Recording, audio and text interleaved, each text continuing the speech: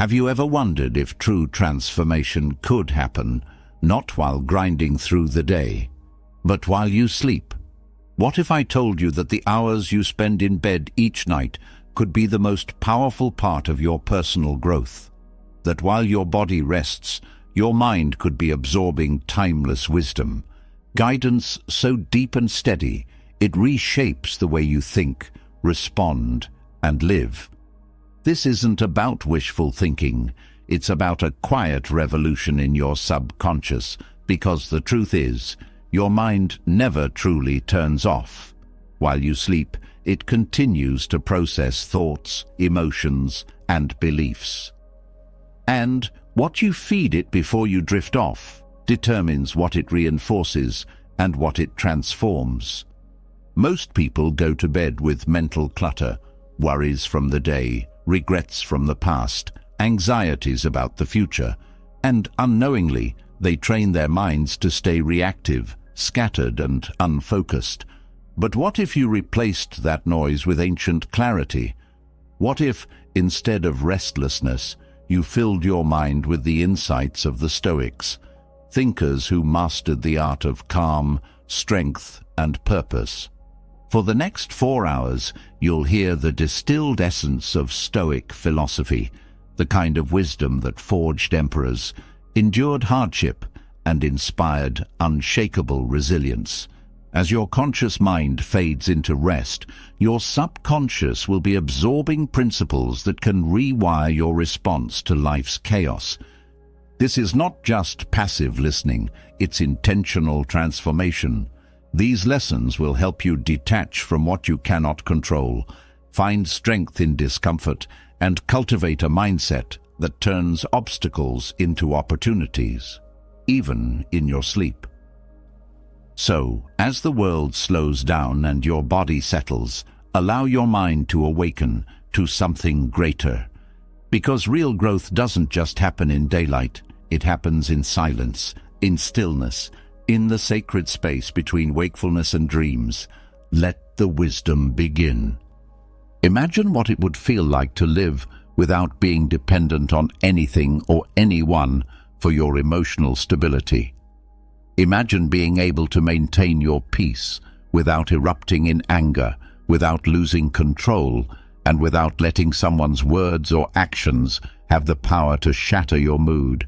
It may sound impossible, doesn't it? But that's not what I'm here to talk to you about today. What I want to share with you will completely shift the way you view life, not through magic, and certainly not through shallow, positive thinking, but through practical wisdom. This is the same kind of wisdom used by the great Stoic philosophers, Marcus Aurelius, Seneca, Epictetus, who faced life's storms without ever letting go of their calm. Think back to the last time you got upset.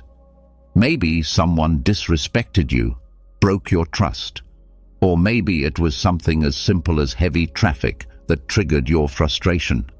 What if I told you that all that anger you felt was actually a choice? Yes, a choice.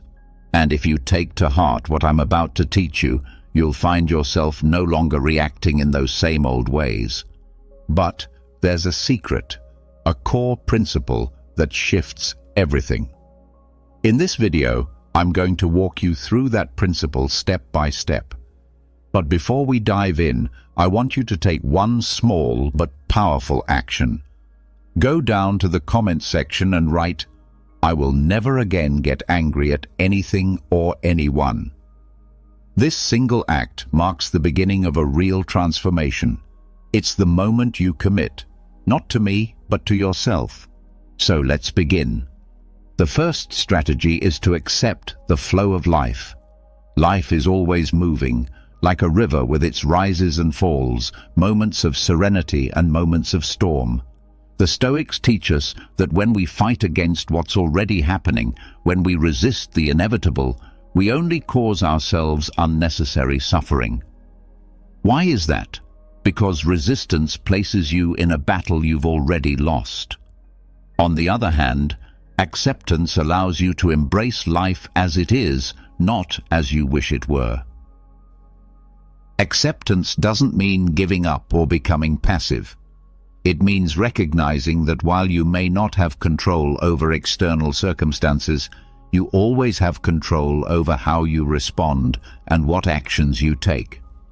When you fully embrace this mindset, you stop burdening yourself with frustrations that don't serve you.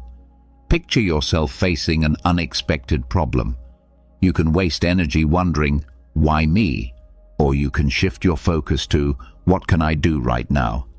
Acceptance offers mental clarity, helping you make better decisions and freeing you from emotional suffering.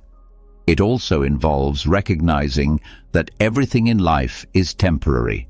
Neither happiness nor sadness lasts forever. This deeper understanding helps you savor the good times without clinging to them and approach the difficult times knowing they too shall pass. To live in the flow of life is to find peace amid change, understanding that you always have the power to choose how you move forward. The second strategy is to stop judging others.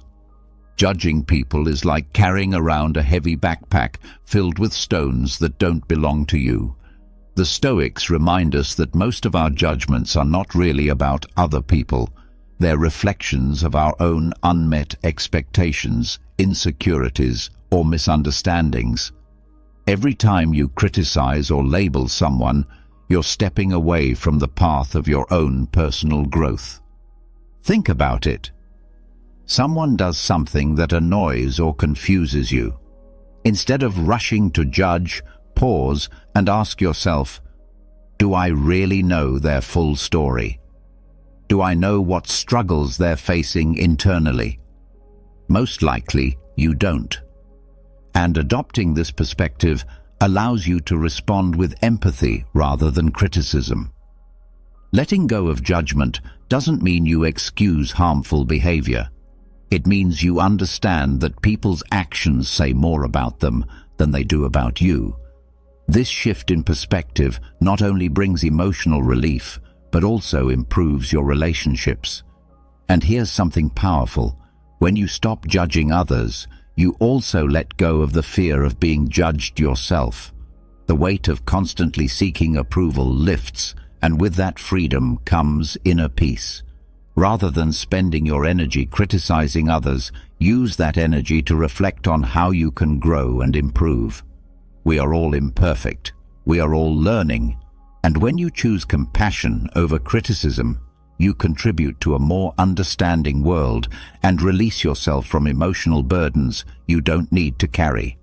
It's in this act of letting go that you find true serenity and clarity to focus on what really matters. Before we continue, I'd truly appreciate it if you could like and share this video so it can reach and help even more people. And if you don't want to miss out on future insights like this one, make sure to subscribe and turn on the notification bell. Now let's move to the third strategy. Control your mind. Your mind can be your strongest ally or your worst enemy. It all depends on how you train it. The Stoics deeply understood this. Everything begins in the mind. What you think shapes how you feel, and eventually how you act. If you don't take the reins of your own thoughts, your mind will quickly become overrun with distractions, anxieties, and negativity that dominate your experience. Controlling your mind doesn't mean trying to forcefully block out every unwanted thought. It means learning to guide them. One essential practice is mindful observation. When a negative thought comes up, don't feed it, don't merge with it. Step back, observe it without attachment, and let it pass like a cloud in the sky.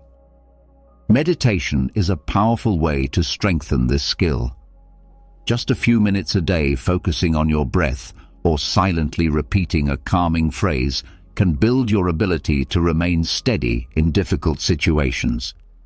This simple habit enhances your mental strength, allowing you to stay grounded even when life throws challenges your way.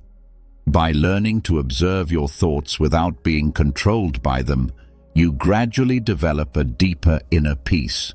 You no longer react impulsively. You respond with awareness. And that is the essence of true emotional mastery. This journey is not about perfection. It's about progress. It's about choosing understanding over anger, peace over judgment, and awareness over reactivity. The more you live by these principles, the more freedom you will experience, not just from others, but from your own internal storms. And that, my friend, is how you begin to live with real strength and serenity. Facing challenging situations while learning to train your mind to focus on what truly matters helps you avoid distractions and boosts your productivity. Another key principle from Stoic philosophy is the importance of questioning your thoughts. Not everything that runs through your mind is a reflection of truth. When you catch yourself expecting the worst or worrying about things outside of your control, take a step back and ask yourself, is this thought helping me or harming me? More often than not, you'll discover that you can replace that thought with one that is more constructive and positive. When you gain control over your mind, you also take command of your emotions and reactions. Regardless of what's happening around you, you will always have the power to remain calm and stay focused. Remember, mastering your mind is the foundational step to mastering your life. Another powerful strategy is to let go of the illusion of a perfect world. The world isn't perfect, and expecting it to be will only lead to constant frustration. The Stoics understood that mistakes, setbacks, and difficulties are not only inevitable, but an essential part of human existence. When you stop resisting this truth, you unlock a deep and endless reservoir of peace and clarity. Picture a moment when someone makes a mistake that negatively affects you. Your initial response might be anger or disappointment. But what if you saw that mistake instead as a chance to practice patience and compassion? This shift in perception doesn't just lighten your emotional burden, it also deepens and strengthens your relationships. Accepting imperfection also involves surrendering the need to control everything. No one has the power to eliminate every problem or ensure that things always go according to plan. Rather than wasting energy trying to change what cannot be changed, focus on what you can control, your mindset and your choices. Acceptance does not mean giving up or settling. It means choosing to improve yourself and your world without the unrealistic expectation that everything must be flawless. The real lesson is in finding peace amidst imperfection, both in others and within yourself. When you embrace this mindset, you free yourself from chronic frustration and the stress of impossible standards. In its place, you gain the ability to enjoy the present and meet life's challenges with wisdom and composure. Another transformative Stoic strategy is to take full responsibility for your emotions. Your feelings are not caused by other people or external circumstances. They arise directly from how you interpret and react to those situations. This Stoic teaching is powerful because it hands control of your emotional life back to you. Instead of placing blame on others or events, it encourages self-reflection and personal responsibility. Imagine someone says something hurtful to you. In that moment, you have two choices. You can let their words disturb your peace and react with anger or sadness, or you can recognize that their opinion doesn't define your worth or control your inner calm. The key is to remember that no one can make you feel a certain way without your permission. Owning your emotions also involves letting go of the need for outside validation. Often, our negative feelings stem from unmet expectations. We want others to behave in specific ways or meet certain standards. But when you realize that those expectations are yours alone and not obligations for others to fulfill, you liberate yourself from unnecessary disappointment. This doesn't mean you should suppress how you feel. Instead, it's about understanding your emotions and managing them in a healthier way. If you're feeling frustrated rather than blaming someone else, ask yourself, what thought or belief is fueling this emotion? This act of self-inquiry helps you uncover and challenge the internal narratives that are affecting your mood. When you take ownership of your emotions, you become the author of your inner experience. No matter what's happening outside of you, you always hold the power to choose your response. Practicing this daily doesn't just bring inner peace, it also improves the quality of your relationships and allows for deeper emotional connection. Never forget, your emotional well-being is your own responsibility. The final strategy is to master the art of not reacting. Not every situation in life demands an immediate response. In today's world, we're often expected to react quickly, to reply, to act, to make decisions without pause. But true strength lies in the ability to wait, to breathe, to pause. Practicing the pause, a brief but mighty moment before you speak or act, is a valuable tool. It helps you reclaim control over your emotions and actions. When you're provoked by criticism, disagreement, or a difficult situation, your first impulse may come from raw emotion. Acting on that impulse can lead to misunderstandings, regrets, or escalation. On the other hand, if you pause, you give yourself the space to assess the situation with clarity. You quiet the emotional noise and choose a response rooted in wisdom. The art of not reacting doesn't mean ignoring or suppressing your emotions. Instead, it means giving them room to be acknowledged and understood before you respond. This habit nurtures patience, self-control, and inner wisdom. It transforms your words and actions into tools that build and uplift, rather than weapons that harm or destroy. Taking that pause also communicates a quiet strength to those around you. It shows that you are not easily manipulated or provoked. It demonstrates that your peace is not up for grabs. When you demonstrate that you're not easily manipulated and can stay grounded even in difficult or high-pressure situations, you're revealing a deep level of emotional maturity and inner resilience. It's a powerful sign that you know who you are and that you can remain centered no matter what's happening around you. Keep in mind that you don't always have to defend yourself, explain your actions, or respond to every provocation. Sometimes, silence speaks louder than any argument. It can be the most profound and impactful response. By learning to choose your words and your battles wisely, you can completely transform how you relate to others and how you perceive life itself. Cultivating the ability to pause before reacting gives you the space to access your higher self, the version of you that responds with wisdom instead of impulse. Within that pause lies the strength to act from clarity, and in that clarity, true power is found. Strategy 7 is about embracing daily gratitude. Gratitude holds the remarkable power to deeply shift the way you experience your life. In a world that constantly urges you to focus on what you're lacking, practicing daily gratitude helps you become more aware of what you already possess. It invites a radical shift in perspective, one that centers on fullness instead of deficiency. The key is to make gratitude a consistent habit, not just an occasional reflection. Each day, take a few minutes to acknowledge 3 things that you're thankful for. These don't have to be grand accomplishments. They can be small, everyday blessings, like a friend's kind smile or the sunshine breaking through after a storm.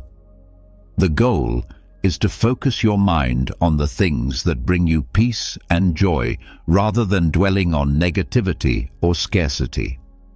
This simple daily habit allows you to view the world through a more appreciative and peaceful lens, recognizing the abundance that already surrounds you. Gratitude not only fosters inner peace, but it also elevates your relationships by helping you truly value the people and experiences that you might otherwise overlook. By practicing gratitude daily, you cultivate a mindset rooted in abundance rather than lack. The more you train yourself to be thankful, the more reasons you'll begin to find for continued thankfulness. This generates a powerful and expansive cycle of positivity. Gratitude directly enhances your emotional well-being by reducing stress, easing anxiety, and alleviating frustration. It reconnects you with a deeper sense of purpose and fulfillment. Embracing gratitude doesn't mean ignoring life's difficulties. It means seeking out the light, even in moments of darkness. Making gratitude a daily ritual is a simple practice, but one with immense transformative power. When you focus on the blessings already present in your life, you change the way you live, creating a more fulfilled and conscious existence. Strategy 8 encourages you to focus your attention on what you can control. Life is inherently uncertain, filled with elements that lie outside your reach. You cannot control the weather, other people's opinions, or rewrite the past. However, there is one thing that remains firmly within your power: your own thoughts, emotions, and actions. When you shift your energy toward what is within your control, you liberate yourself from the exhaustion and frustration that come from trying to change the unchangeable. The first step is acknowledging that much of the anxiety and stress you experience stems from fixating on things you can't influence, worrying about the future, dwelling on how others perceive you, or replaying past mistakes. These mental habits distance you from the present, robbing you of the ability to respond wisely to what's happening right now. Instead of obsessing over what's out of your hands, redirect your focus toward what you can influence. You hold power over your choices, your responses to situations, and how you face the challenges before you. You can decide how to react to adversity, how to extract lessons from your mistakes, and how to grow stronger through hardship.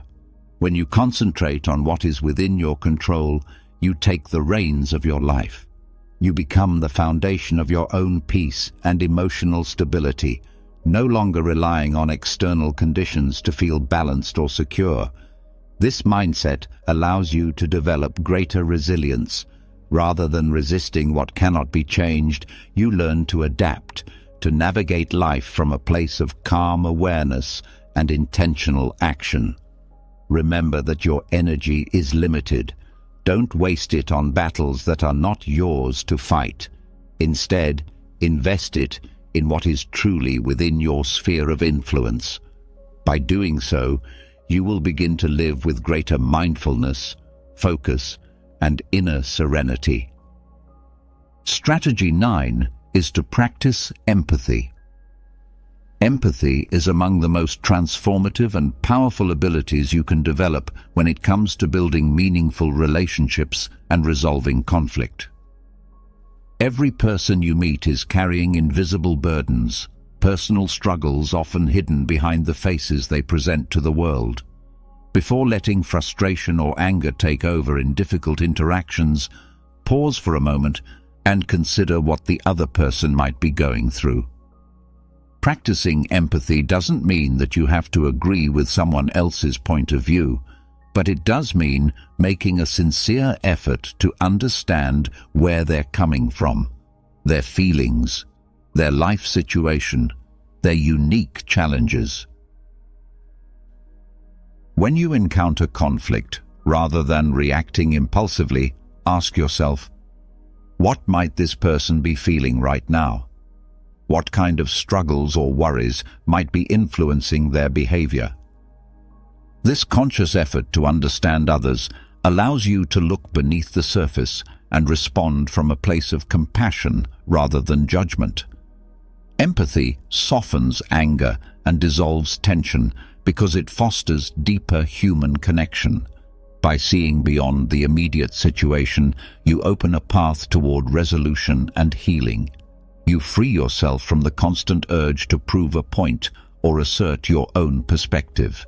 Instead, you begin to strengthen both your personal and professional relationships. Practicing empathy also nurtures patience and tolerance, helping you recognize that every person has their own journey, their own history, and their own pain. This awareness allows you to respond with greater calmness and grace. By cultivating empathy, you not only become more understanding, you also create space for more peaceful, authentic interactions in your life. Reacting with calmness and constructiveness rather than escalating a conflict allows for resolution through greater understanding and mutual respect. When you practice empathy, you not only improve your own well-being, but also positively impact those around you, fostering a more conscious, connected, and humane environment. By making empathy a central part of your daily life, you contribute to creating a more harmonious and supportive atmosphere. Another key lesson is to embrace the transient nature of life. Nothing in this world is permanent. People, moments, and emotions are fleeting. Everything is in a constant state of change, and when you accept this transience, you cultivate a profound appreciation for the present. Instead of holding on to the past or fearing the future, you learn to savor the here and now.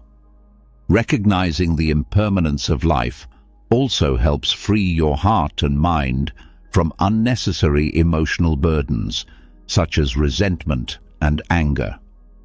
Although these emotions are natural, they intensify when we cling to past situations. By understanding that all things end, you can release these negative feelings more easily, making it easier to move forward without carrying the weight of the unchangeable. Embracing life's transience also gives you the flexibility to adapt more easily to changing circumstances, offering a greater sense of peace. You come to see that pain, like joy, is temporary. By accepting impermanence, you learn to cherish what you have in the moment, appreciating the beauty in the everyday moments that often go unnoticed. Instead of living in constant anticipation of the future or regret for the past, you learn to live fully in the present, accepting life's ebb and flow with calmness. Another important insight is to practice love and gratitude. Anger is a destructive force that consumes from within, but love and gratitude are the antidotes. This isn't about empty sentimentality, but about adopting a true philosophy of life. As Marcus Aurelius wisely said, "When you wake up each morning, remind yourself of the privilege of being alive, breathing, thinking, and loving." When you approach each day from this perspective, anger loses its power over you. Love, in this sense, is not romantic or dependent love, but a deep understanding and compassion for humanity. Everyone acts according to their own understanding and circumstances. So, when someone offends you, instead of reacting with anger, ask yourself, does this person truly know what they are doing? Often, the answer is no. By letting go of personal offense, you realize that it's not possible to be angry and grateful at the same time. If you practice gratitude consciously, your mind will stop searching for things to be upset about. For example, when someone cuts you off in traffic, instead of cursing, be grateful that you have a vehicle and the opportunity to drive. If someone speaks ill of you, be thankful that you have the chance to show who you truly are through your actions. The key is in choosing how to interpret every situation. While you can't control the outside world, you can control the meaning you give to it. Gratitude transforms problems into lessons, and love transforms frustration into patience. If you adopt this mindset, anger will have no place in your life. Furthermore, we often fall into the trap of labeling things as either good or bad. Society teaches us to divide the world into categories like just and unjust, noble and vile, right and wrong. But this binary view of the world is simplistic and ultimately frustrating. The Stoics understood a profound truth. No one is entirely good or entirely bad. Every person acts according to their own perceptions, experiences, and limitations. When someone betrays you, lies to you, or treats you poorly, it's not because they are inherently bad. In their mind, they are justifying their actions, perhaps driven by fear, ignorance, or internal struggles. Labeling them as bad only breeds resentment and solves nothing. As Epictetus stated clearly, it's not the person who harms you, but the judgment you place on their actions that causes pain. You are not angry because of what happens to you, but because of the story you tell yourself about it. For example, if someone insults you on the street and you label them as a fool, anger will flood your mind.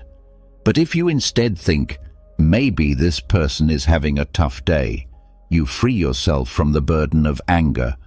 True power lies in accepting reality as it is, without dividing it into extremes. Don't expect the world to behave according to your expectations. People act based on their own reasons, not yours. When you understand this, you stop suffering from their actions. You won't get angry because you realize that everyone, in their own way, is doing the best they can with the tools they have. If you've made it this far, you have not only learned how to free yourself from anger, but have also taken a significant step toward a calmer, more powerful life. The key is in changing your perspective and not allowing external circumstances to control your inner peace. Thank you for watching this video to the end. If you found it helpful, please give it a like and share it with your friends and family. Everyone deserves to live a more peaceful life. Be sure to subscribe for more content on Stoicism and personal growth. And remember, take action now by writing in the comments, "I will never get angry about anything or anyone."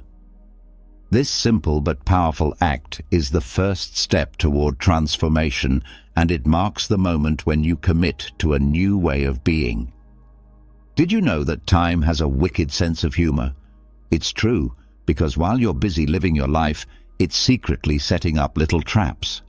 One morning, you wake up and realize your body isn't cooperating like it used to. Naps have gone from luxury to necessity, and your knees creak louder than an old wooden staircase. But don't worry, this isn't the end.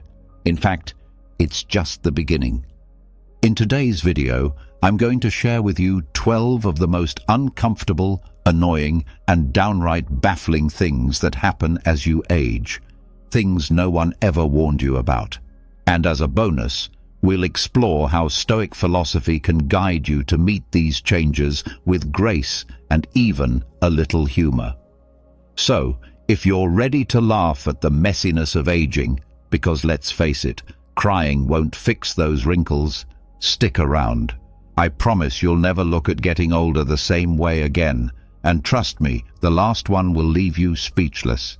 But before we dive in, let me tell you a story that captures the heart of this lesson. Once upon a time, there was a woman named Maria, who lived in a peaceful neighborhood filled with blooming gardens and kind neighbors. Maria was known far and wide for her contagious laughter and boundless energy. But as the years went by, small changes began to creep in, little signs no one ever mentioned.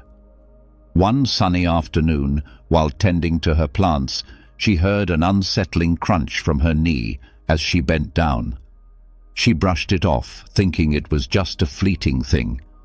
But the next day, she tried slipping into her favorite shoes and found that her feet had mysteriously widened. Those once beloved shoes now felt like medieval torture devices. Determined not to let it get her down, Maria headed to the shoe store to find something more comfortable. But as she walked in, a sudden wave of heat surged from her neck to her ears. "Is the heat on in here?" she asked, wiping her brow. The clerk, completely unbothered, said, "No, ma'am, must be something else." And just like that, Maria began to suspect that something else was the infamous hot flashes she'd heard about, but never really understood. But it didn't stop there. One morning, as she looked in the mirror, she noticed her once shiny hair had lost its luster, like it had survived a sandstorm. And don't even get her started on the silver threads now boldly sprouting from her eyebrows, from every possible direction. Still, Maria didn't let these changes defeat her. She began spending more time with her friends, all of whom were facing their own age-related curveballs. Together, they laughed about their aches and pains, the mystery spots appearing on their skin, and the strange habit of walking into a room only to forget why they were there in the first place. In the end, Maria came to a powerful realization. Growing older comes with plenty of surprises, most of them unpleasant, but it also gives you stories worth sharing and reasons to laugh at yourself. So, the next time your joints crack like broken twigs or your body acts like it's on a mission of its own, remember you're not alone. This weird, wild adventure called aging is something we're all navigating together. And the real secret? Embrace every little breakdown with a sense of humor and surround yourself with those who understand your journey. Because in the end, it's not about the aches. It's about how you respond to them. Now, before we dive into the first lesson, if you find value in this content, I invite you to subscribe and turn on notifications. That way, you'll stay updated with more real, raw, and helpful insights like this. Now, let's begin with one of aging's most curious new traditions, the nap. Remember when you were younger, bursting with energy, running from one activity to the next without even thinking about rest? Those were the days. Now, you wake up and, not long after eating, your body flips into airplane mode. It's like lunchtime has become a trigger for an automatic shutdown sequence. Don't worry, you're not broken. You're just getting older. And this is how it goes. Without any warning, your body starts insisting on breaks, especially after meals. That glorious nap you once resisted as a teenager now becomes a biological demand. Digestion, which used to happen without you even noticing, now claims all your energy like a power-hungry app draining your phone battery. The very same body that used to push you to stay active now begs for rest, whether you like it or not. And the wildest part is, it's automatic. You don't even get a say.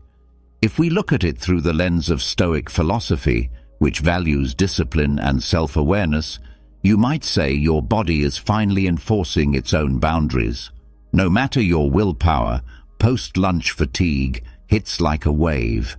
Your eyes get heavy, your focus fades, and all you want is a pillow and a quiet place. And while that may sound frustrating, it actually makes a lot of sense. As we age, our bodies go through various physiological changes. Our metabolism slows, and digestion requires more energy, leaving us with less fuel for everything else. Think of it like trying to charge your phone while running too many apps at once. Something's going to lag. So, what can you do? Just surrender and nap like it's your job? Well, partially, but you can also work with your body instead of against it. Try lightening your meals. Swap heavy lunches for lighter fare like fruits, vegetables, and lean proteins. These choices can keep you energized rather than draining you. A gentle walk after eating can also help you digest without slipping into a coma on the couch. And don't underestimate the power of hydration. Sometimes that exhaustion is just dehydration in disguise.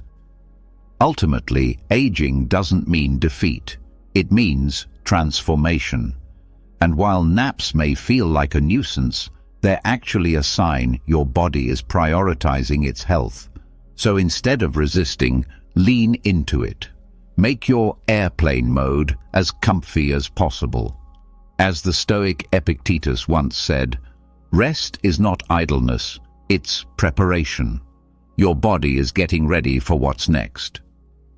Now, let's talk about the next unavoidable surprise, the silent rebellion of your knees. No one told you this would happen, right? They made aging sound like some distant drama you'd watch from afar, something that happened to other people. Maybe they said that getting older meant becoming wise, offering sage advice and sipping tea. They left out the part where you'd spend half your day hunting for a wrinkle cream that actually works. And now, here you are. Not quite as young, not quite as limber, and suddenly aware that your knees have declared war. At some point, without warning, those trusty joints started making odd noises, creaks, cracks, little groans that sound like you're bending an ancient wooden beam. These knees, once your loyal sidekicks for jumping, running and dancing, now complain with every step. One day you crouch to pick something up, and your legs sound like they've been rusting in a shed. Sitting for a while, good luck standing up again without wincing. It's like your body needs its own soundtrack to get moving. The stiffness, the discomfort. These are the body's not-so-subtle reminders that time is marching forward. And while you might have thought these symptoms were temporary, they're actually here to stay. The truth is, you're in a constant skirmish with your own knees. So what can you do when even walking becomes a cautious negotiation? That's where Stoic wisdom comes in. It teaches us to accept what we cannot change and focus instead on what we can control.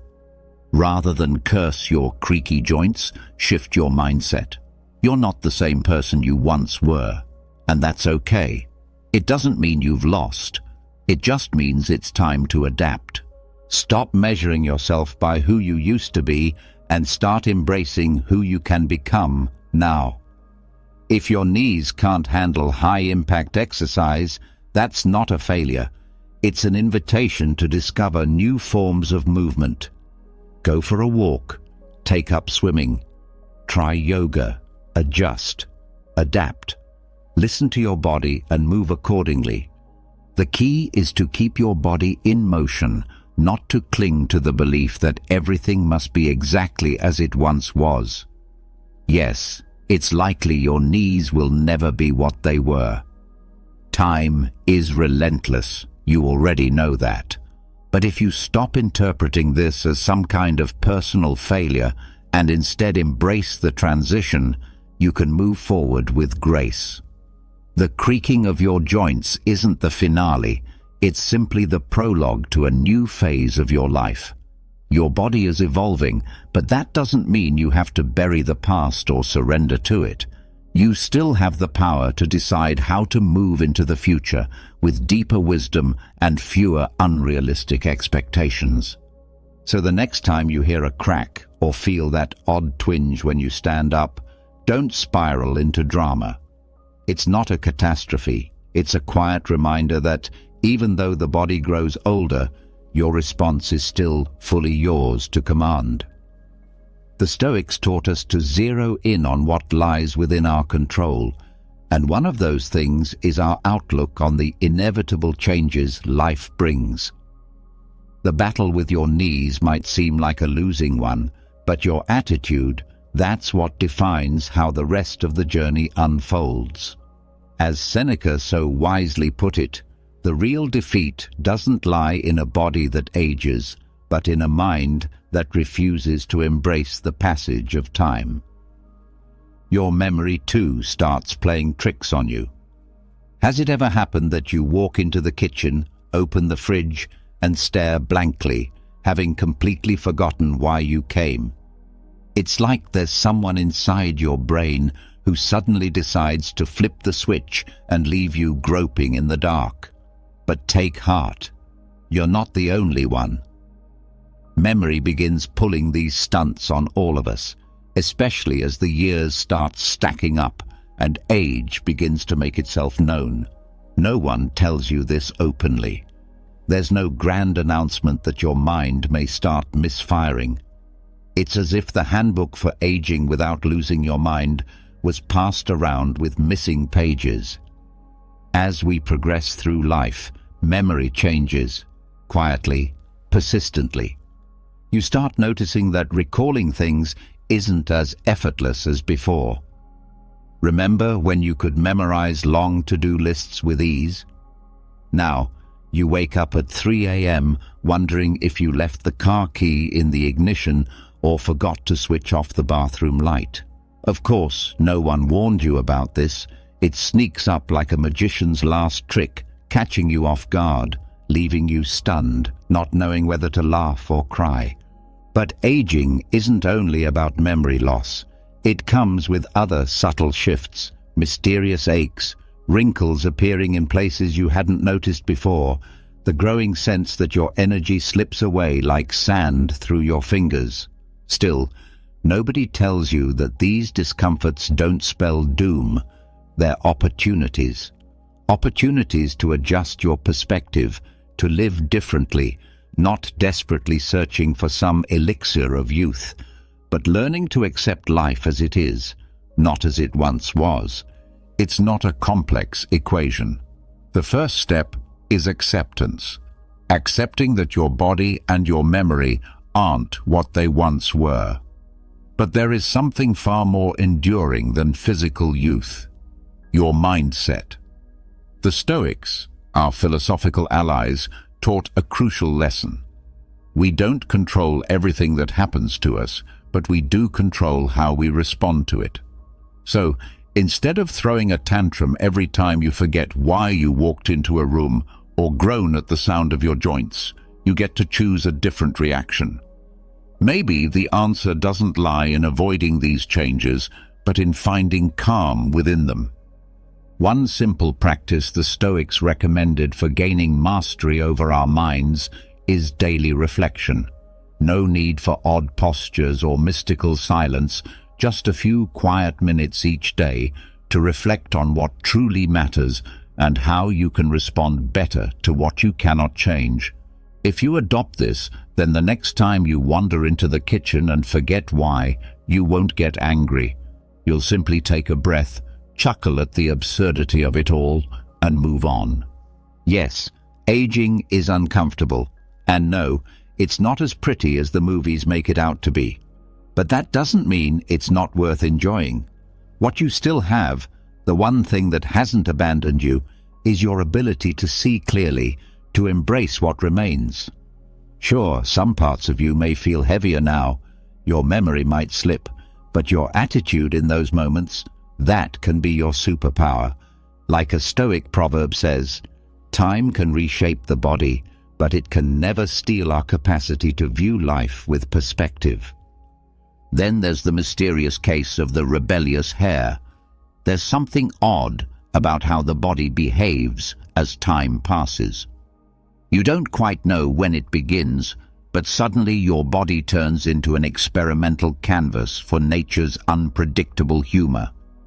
One morning, you catch your reflection, and boom, there's a stray hair on your ear, or worse, your nose.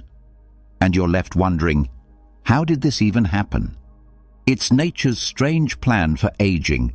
Nobody sends you a memo, and it's definitely not in the aging handbook. It's as though life itself is in on a cosmic joke, and you're the punchline. Welcome to the secret society of hairs appearing in all the wrong places.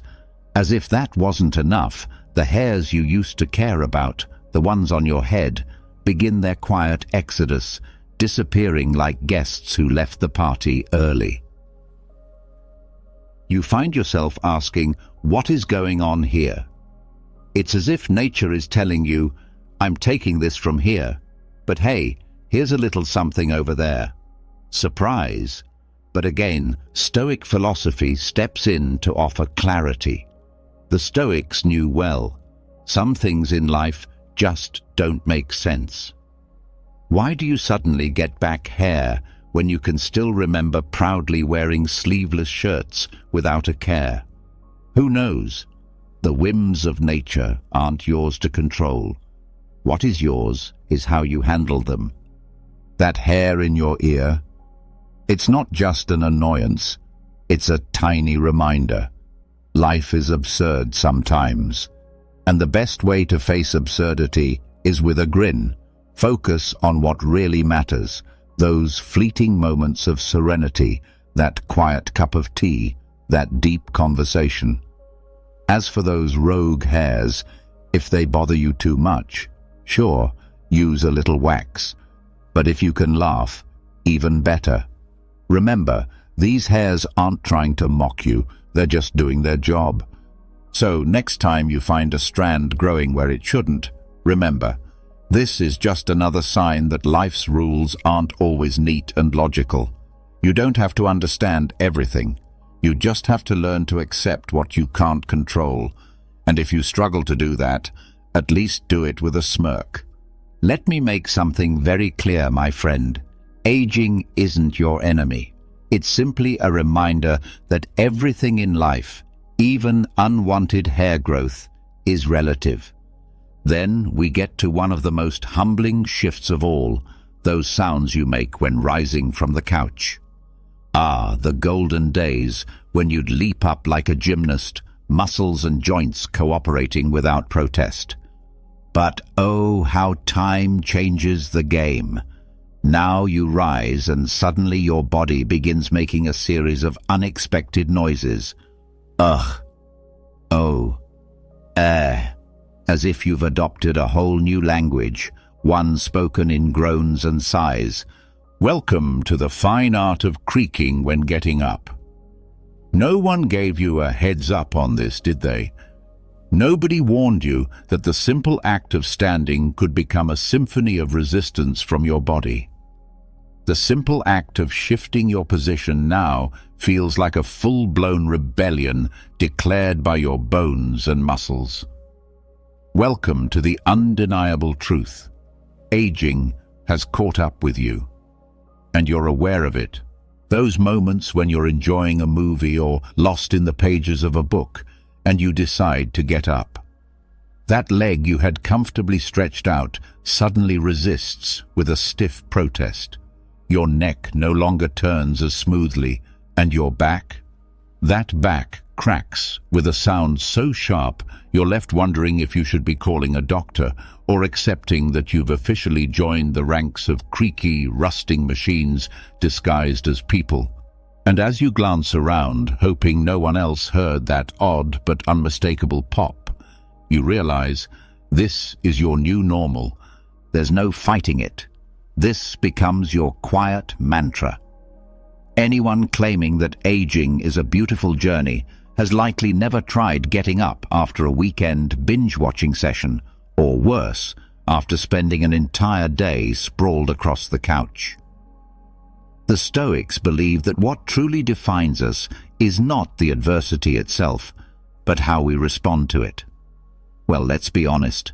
Those sounds you make when standing up, they're simply your body's dramatic interpretation of aging's unavoidable challenges, and if you grumble or groan in the process, maybe you're more stoic than you thought. The trick is acceptance. Each pop, crack, and twinge is proof that your body still belongs to you, even if it's not quite the spry partner it once was. The key is not to panic. It's all perfectly normal, albeit mildly irritating. The goal is to find balance, to keep moving while adjusting expectations. And if you find yourself lounging on the couch with a groan loud enough to echo through the entire building, the wisest thing to do is to take a breath, calm yourself, and move deliberately. Each sound is simply a message from your body, a reminder that it's still operating, just on different terms. Even the act of standing becomes an opportunity for self-awareness, not a desperate effort to move silently. Like any reliable machine, your body needs routine maintenance. Before launching into the daily battle of rising from the couch, give yourself a few moments. Stretch. Wake up those muscles that have been on standby for hours. Stretching doesn't just reduce those odd noises. It signals that you still care about this vessel you live in. Think of your body like an old car. Maybe it's not flashy anymore, but with some care and a little love, it still runs. And it's yours. Ultimately, you have to come to terms with the inevitable. Aging isn't the enemy. It's proof you've survived. The real tragedy would be never aging at all. So even when your joints sound like an old screen door in the wind, remember that every creak is a badge of honor, evidence that you're still getting up and still moving forward. Those sounds? They're not a sign of defeat. They're the music of a life lived. Don't let the aging process or its minor discomforts steal your joy. As the Stoics would say, these small troubles are simply part of nature's design. The real question is, how will you face them?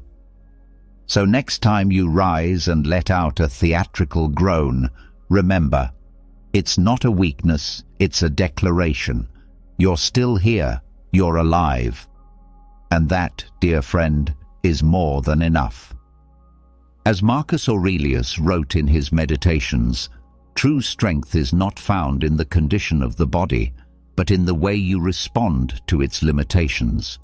If you were once the type who viewed your closet as a personal fashion runway, brace yourself for one of life's biggest surprises. The seductive outfits of yesteryear have now been quietly swapped for something far more practical: comfort. What once felt like a rebellious stand against oversized sweatshirts and elastic waist pants has morphed into a quiet revolution. Welcome to the era of stretch. Without realizing it, your stretchy pants have become cherished allies. Don't panic. This doesn't mean you've waved the white flag on youth. It's simply the beginning of a transformation, like caterpillars becoming butterflies. Only this version comes with less sparkle and a lot more give. Think back to the days when your wardrobe was packed with clothes that felt like medieval torture devices. Pants so tight they threatened your circulation.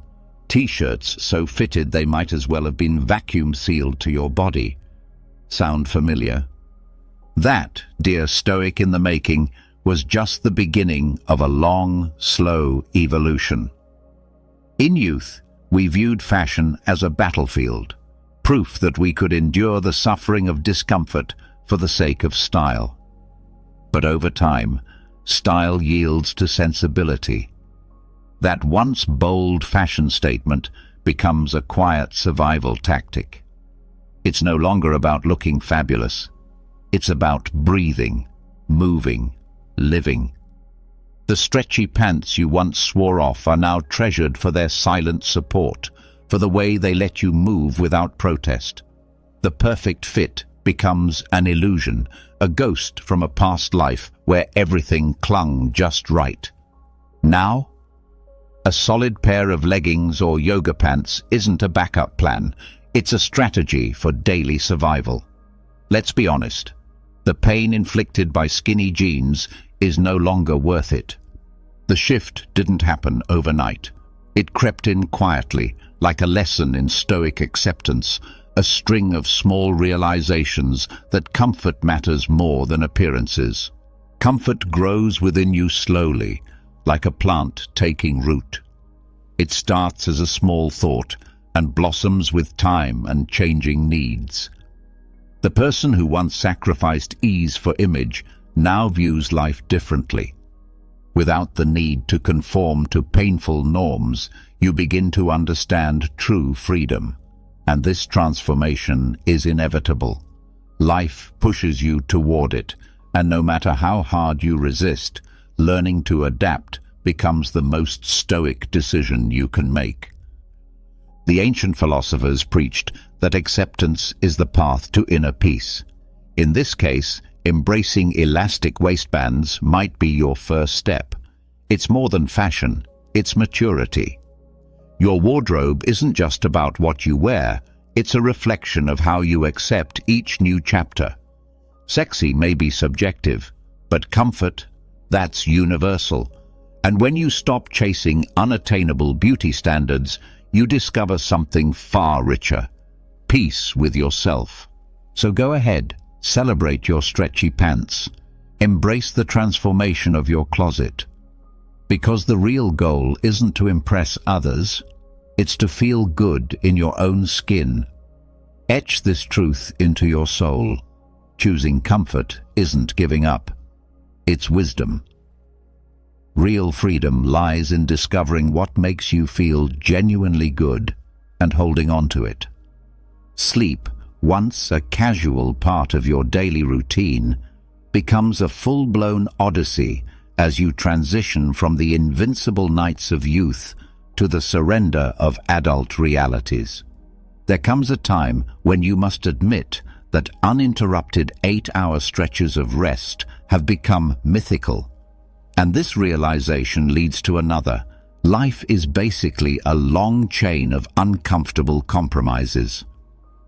But no one ever tells you that sleep would become such a challenge.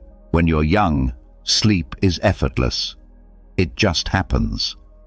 But aging transforms it into a nightly expedition filled with rituals and reinforcements, special pillows, high-tech mattresses that cost as much as a small vehicle, and the newfound need to adjust your posture every 20 minutes.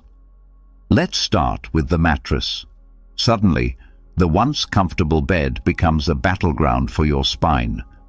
You find yourself lying awake, wondering if there's a premium edition of your current mattress that caters specifically to sore backs and aching shoulders. No, it's not that you've grown picky. It's just that your body now issues alerts at ungodly hours, and what once felt like a cozy mattress now feels like a slab of concrete. So naturally, you go on the hunt for the miracle of memory foam, one that promises to cradle not just your body, but your weary soul. And yes, you spend a fortune on it, because if you don't, you might not even be able to get out of bed without feeling like you've just survived a minor car crash. And then come the pillows. Oh, the pillows. This is where the descent into madness begins. The pillow market greets you with such absurd variety that you question whether it's all an elaborate prank. Latex, feather-filled, memory foam infused with gel. All you want is a decent place to lay your head. But now, it's a complicated choice between investing in your future sleep or rolling the dice with another restless night. Because if you choose wrong, your neck will make sure you suffer for it. With a jolt so sharp, you'll spend the next day reconsidering every decision you've ever made. This entire sleep preparation routine starts to mirror other areas of life. The tiny inconveniences you once ignored now carry disproportionate weight. As the Stoics once said, life is a series of unavoidable discomforts, and the secret lies not in escaping them, but in how you respond. So what do you do with these nightly challenges? You don't fight them. You adjust. You adapt. Instead of chasing perfection of the ultimate bed or pillow, perhaps the answer is to accept these minor annoyances with grace.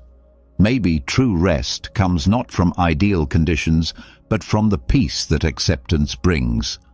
And in that sense, Even the battlefield of bedtime becomes another place where your Stoic mindset shines, not in avoiding discomfort, but in choosing how to live with it. Maybe what you need is not a better bed, but a better mindset. Maybe true rest isn't about luxury at all. It's about acceptance. The real struggle isn't the search for that perfect pillow or a mattress that cradles you like a cloud. No, the real struggle is about coming to terms with the fact that, like everything else in life, sleep is something that changes with age. As the Stoics often remind us, we may not be able to control everything that happens, but we can always control how we respond. So why keep waging war against pillows and mattresses when you can learn to rest, truly rest, by simply accepting things as they are? Perhaps comfort doesn't come from external perfection, but from an internal decision not to make every little discomfort into a battle. The aches, the night sweats, the tossing and turning, what if they were just part of the rhythm of life? And maybe the key to genuine comfort lies in not taking all of these minor irritations so seriously. As the saying goes, accept what you can't change and calmly work on what you can. Which brings us to another part of the journey. Welcome to the vitamin aisle. Remember the days when your diet was mostly pizza, sugary drinks, and gum? Back then, your secret to survival was a couple of painkillers and a long nap, or so you thought. But everything changes with age. Now, your once light-hearted stroll through the grocery store is a strategic march through shelves of tiny bottles, capsules, and colorful pills. No, this isn't a scene from a sci-fi film. This is your new reality. The once familiar supermarket now feels like a mini pharmacy. Your afternoons, once filled with spontaneous laughter, are now dotted with doctor appointments and new prescriptions. It hits you gradually, that feeling that getting out of bed without groaning is now something to be proud of. Nobody warned you about this part, but time has a way of reminding you that pizza and soda no longer cut it. This is where the vibrant pills enter the picture, the so-called magical supplements promising to bring back your energy or at least make standing up less of an ordeal. You're no fool. You know there's no miracle powder that can rewind the clock. Grandma's remedies don't quite hit the same anymore. Instead, you're bombarded with an endless variety of supplements marketed as the keys to longevity. The vitamin aisle becomes a paradise for salespeople whispering promises of renewed youth into your ear. And naturally, you begin to wonder, are these things really as effective as they claim to be? The answer, like most things in life, is it depends. Stoic philosophy teaches us to focus on what we can control and accept what we cannot. These vitamins aren't going to transport you back to your 20s, but they might help your body function a little more smoothly. But here's the catch.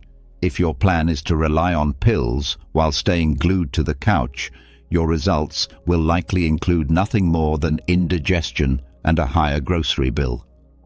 The real secret isn't in believing these supplements are magic. It's in understanding that they are meant to support a lifestyle, not replace it. Eating well, exercising, sleeping adequately, and managing stress. These are the foundations. Sure, they require more effort than popping a pill, but they actually work. Vitamins are helpful, yes, but they are not miracle workers. Aging is inevitable, and no capsule can freeze time. The sooner you accept that your body has changed, the sooner you can adapt and still enjoy life in new ways. In the end, it's about doing what the Stoics always taught, not resisting the unchangeable, but learning to manage what's within your reach. Maybe you don't need more supplements. Maybe what you really need is a generous dose of self-acceptance. And let's not forget a little humor too, because aging, after all, gives you the perfect excuse to take naps, savor your meals, and complain with full authority. And then there's the ever-growing struggle that creeps in quietly, the battle against technology. Nobody ever prepared you for this. As if the wrinkles, the aching joints, and fading eyesight weren't enough, there's something even more subtle and cruel that settles into your life. This overwhelming digital age that seems to have no mercy. And let's be honest, my friend, you're not winning this one. It starts innocently enough, maybe a new phone, a smart TV, or a laptop update. But before long, your kids, and worse, your grandkids, have become your unofficial tech support. These new household heroes navigate digital systems with ease, while you're left trying to figure out what happened to the remote control you once thought was the most complicated thing you'd ever use.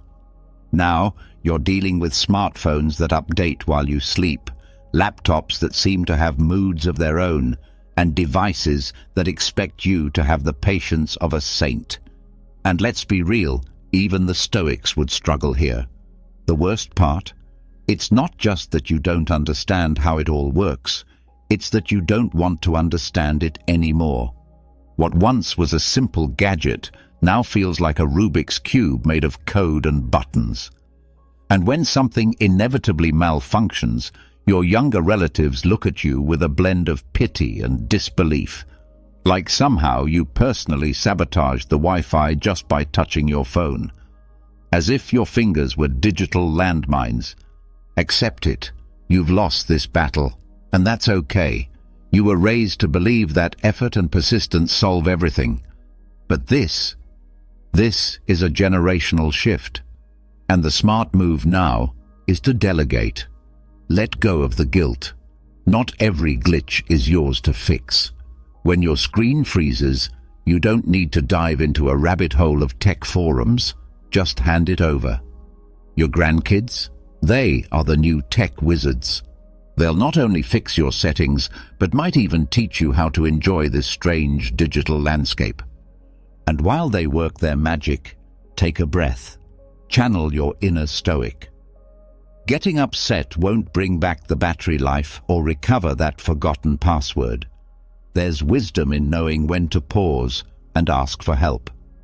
No, you may never master the group chat, but you do know who has stronger Wi-Fi and a better handle on cookies and caches than you have on grandma's pie recipe. So when the tech world gets too loud and too fast, remember, being wise doesn't mean knowing everything. It means knowing who to call when things fall apart. As Bree says, life isn't about being the best at everything. It's about knowing when it's time to ask for help. And finally, we arrive at yet another chapter in this ever-changing journey. The revenge of the sensitive stomach. Remember those glorious years when you could eat anything at any hour and never suffer the consequences? You could devour pizza at 3 a.m., eat chocolate like it was oxygen, and your stomach wouldn't even flinch. Those days, sadly, are long gone. Now, even a small indulgence is paid back in full, with burning sensations, bloating, or that slow creeping discomfort that haunts you after every rich bite. Nobody warned you about this. No one told you that aging comes with a more delicate digestive system, one that turns into an unforgiving dictator. It's not just about getting older, it's about realizing that your body no longer tolerates the things it once welcomed. That once indestructible metabolism now raises a red flag at the slightest hint of spice or fat. It's as if your body has developed its own quiet wisdom. A wisdom that whispers, be more selective, be more thoughtful. It's not punishment, it's transformation. A slow, subtle farewell to youthful carelessness and an invitation to a more mindful relationship with food.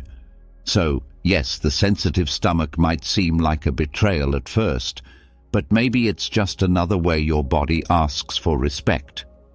Maybe it's not about restriction, but about refinement, learning to enjoy food differently, more intentionally, less impulsively. Old age is that quiet transformation where we start abandoning old habits, especially those we picked up in our youth, and begin to bear the consequences of our past culinary choices.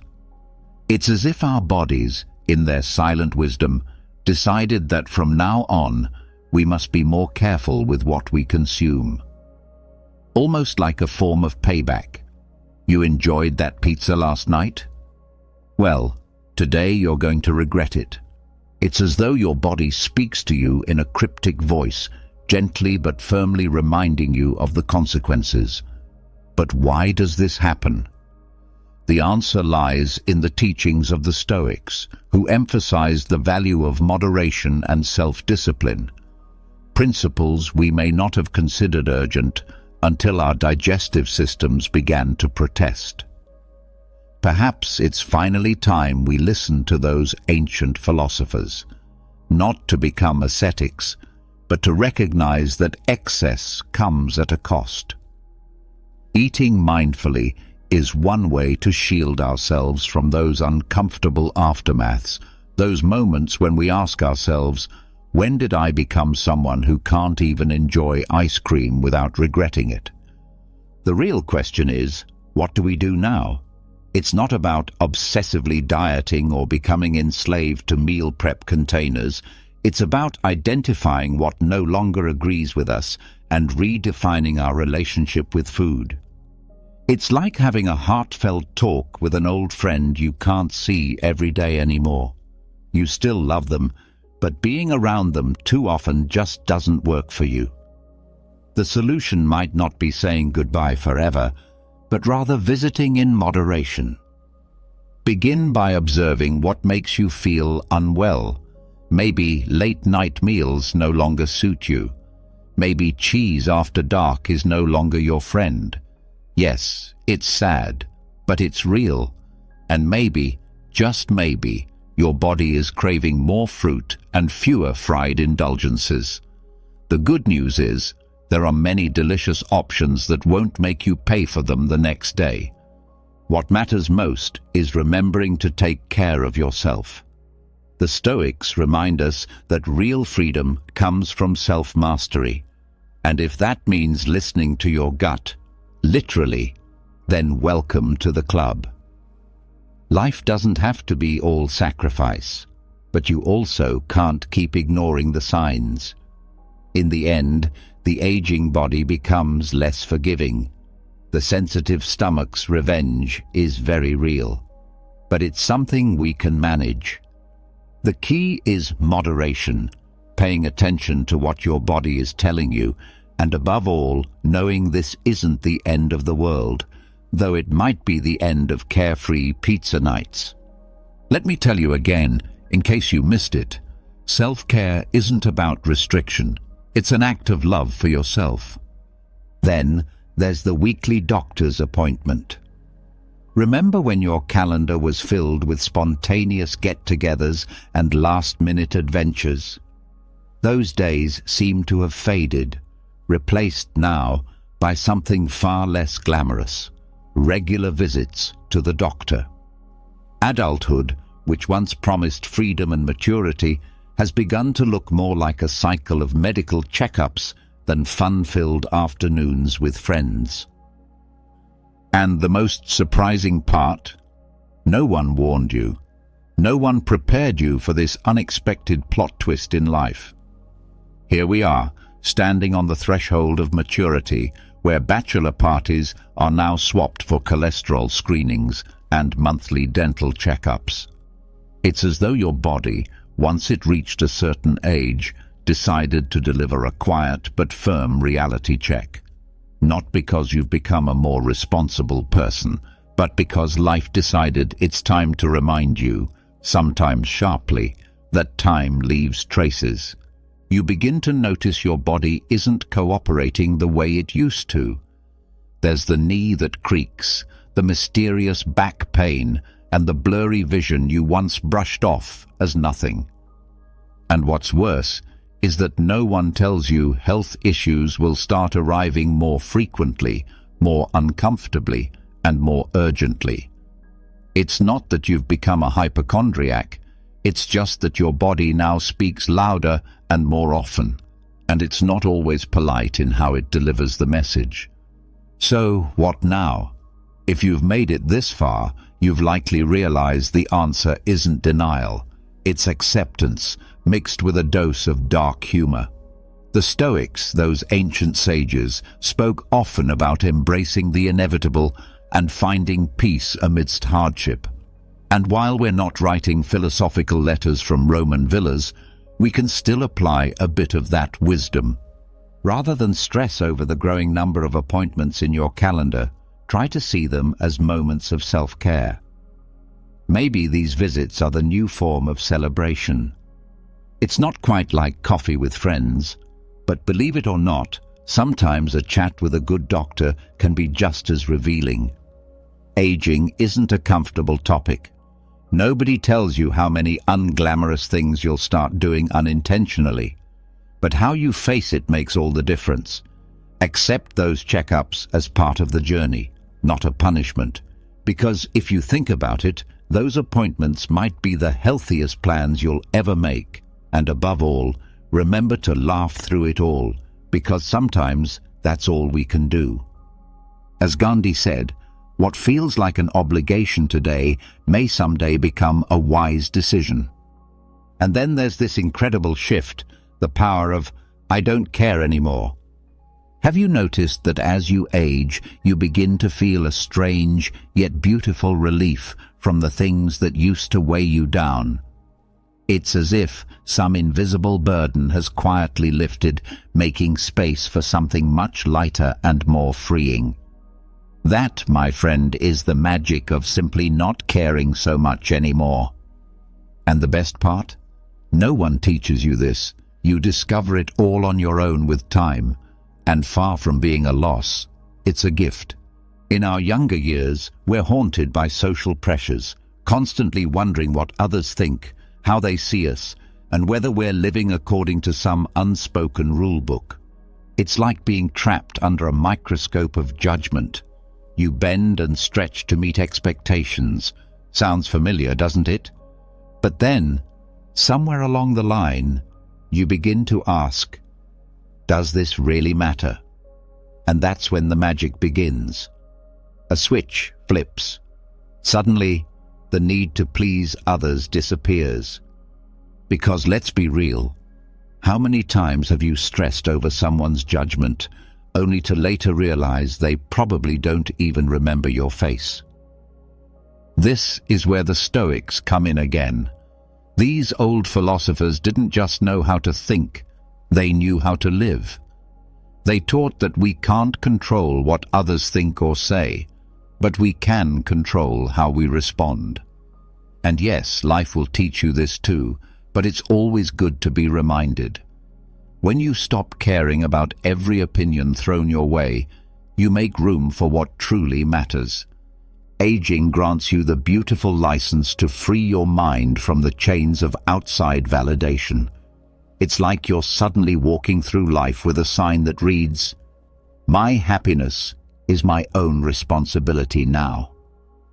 And believe me, that's a freedom you'll never want to give back. Of course, not everything becomes easier.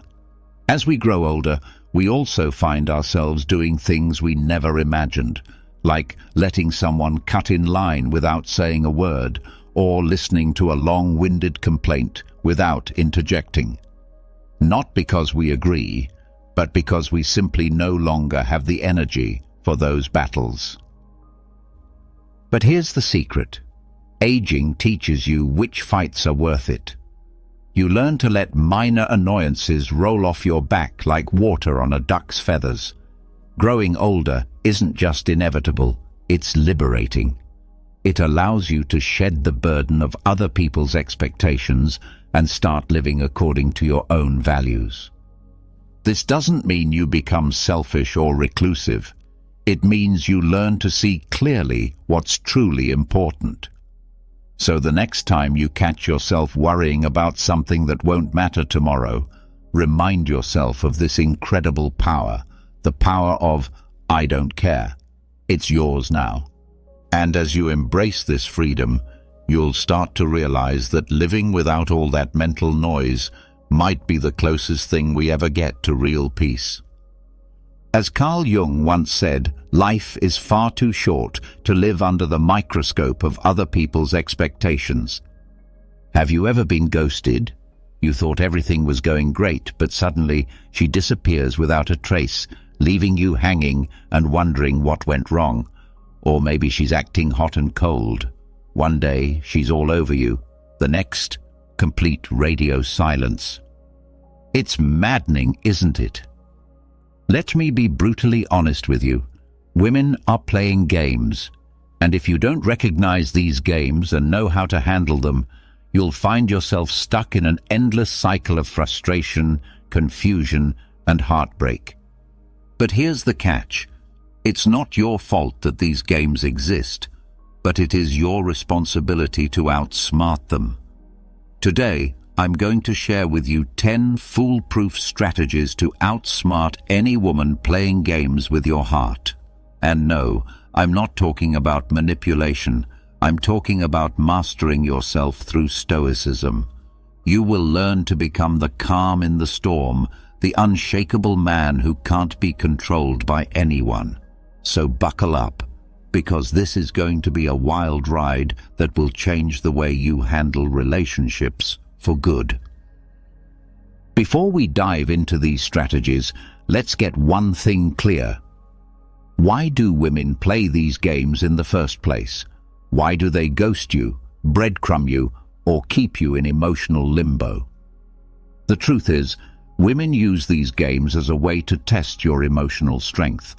They want to see if they can control you, manipulate you, and make you question your own worth. If they succeed in doing so, you're done. They'll lose respect for you, and you'll find yourself chasing after them, desperate for their validation. But here's the good news. You don't have to play along. Instead of being a puppet in her emotional roller coaster, you're going to become the master of your own emotions. Through stoicism, you'll learn how to remain calm, collected, and in control, no matter what game she tries to play. This isn't just about winning with women. It's about taking control of your life. It's about refusing to let your emotions be manipulated and standing tall as a man who knows his worth. So, if you're tired of being played, done with the emotional games, and ready to take your power back, stay tuned. These 10 Stoic strategies will change your life.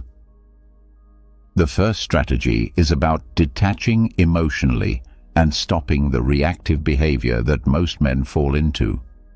Detachment doesn't mean you don't care. It means that your emotions no longer control you.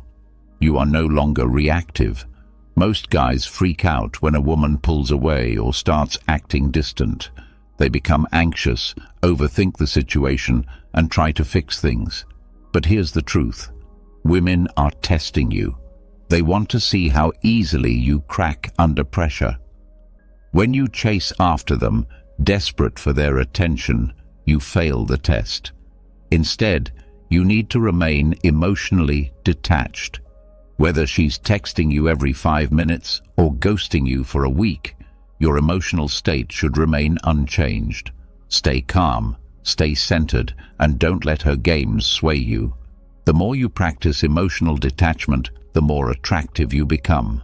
Women are drawn to men who can stay composed because it shows strength, and strength is what makes you irresistible. The second strategy is to recognize her manipulative behavior patterns. Women are creatures of habit, and once you start paying attention, you'll begin to notice patterns in their behavior that you didn't see before. Why is this important? Because patterns reveal intent, and once you can recognize the pattern, the game becomes predictable. When something becomes predictable, you can easily outsmart it. One common pattern you'll likely notice is hot and cold behavior. One day she's texting you non-stop, saying how amazing you are and hinting at future plans together. The next day, nothing. Crickets. She suddenly acts distant, busy, or like she doesn't care. It's maddening, right?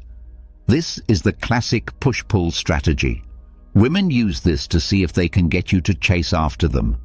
If you fall for it and start blowing up her phone, asking if everything is okay, or if you did something wrong, you're playing right into her hands. Here's what you need to do. Recognize this as a test of your emotional control. She wants to see if she can get a reaction out of you. Most guys fail this test because they panic and chase harder. But not you. You're going to stay calm and composed and let her come to you. When you don't react to her hot and cold behavior, you flip the script. Suddenly, she's the one chasing you, wondering why you didn't fall for her game. Let me be clear, this behavior isn't always malicious. Sometimes, women do it subconsciously to test your confidence without even realizing it. But whether it's intentional or not, the result is the same. You need to stay emotionally grounded and unshakable. Another pattern to watch out for is breadcrumbing. This is when she gives you just enough attention to keep you interested, but never fully commits. You might get a flirty text here and there, or she might agree to hang out, but there's always a sense of ambiguity and indecision. This behavior is designed to keep you on edge, always hoping for more, but never fully receiving it. Recognizing these patterns and responding with emotional detachment and strength will help you break free from this cycle and take control of your emotional life.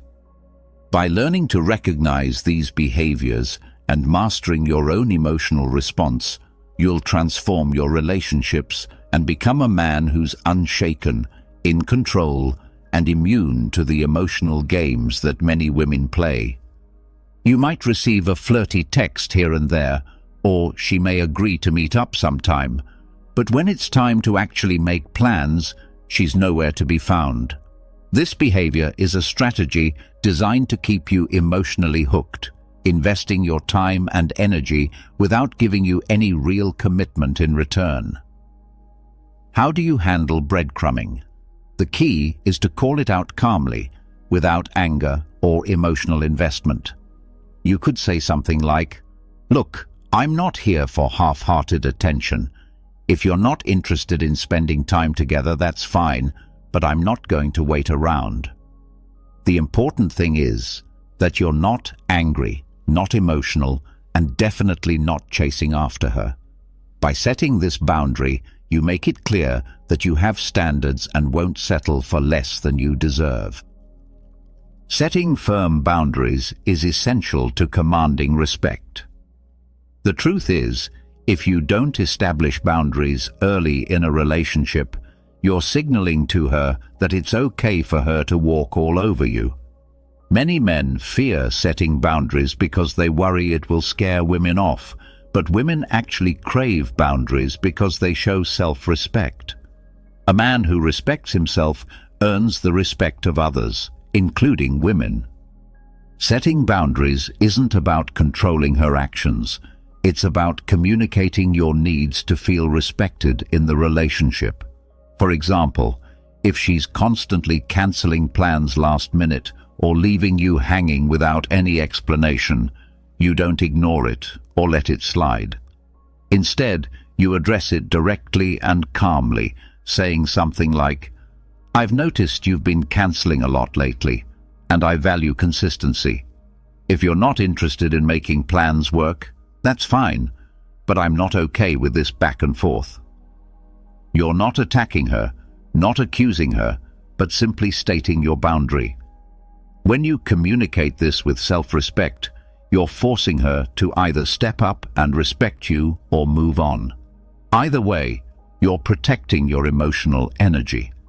Now, imagine you're in a situation where a woman flirts with other guys in front of you, perhaps trying to make you jealous or test how much you care. Most men either blow up and get angry or stew in jealousy. But you calmly pull her aside and say, "Look, I'm not into games. If you're interested in other guys, that's fine, but I'm not sticking around for that." You're setting a boundary, leaving it up to her to decide whether she'll respect it. If she doesn't, you walk away. When it comes to mind games, nothing is more powerful than staying calm under pressure. Women often test men to see if they can provoke them emotionally. They might talk about their ex, flirt with other guys, or make passive-aggressive comments to see how you'll react. It's a classic tactic designed to push your buttons, and most men take the bait. But not you. You'll handle these situations like a Stoic. When she starts pushing your buttons, you remain calm, composed, and completely unbothered. Here's why this works. When you refuse to react, you completely disarm her. She expects you to blow up, get jealous, or argue. But when you stay calm, you send a clear message that she can't control you. Let's take an example. Imagine she brings up her ex during a conversation, saying something like, "My ex used to take me to this amazing restaurant," or "I had so much fun with my ex last summer."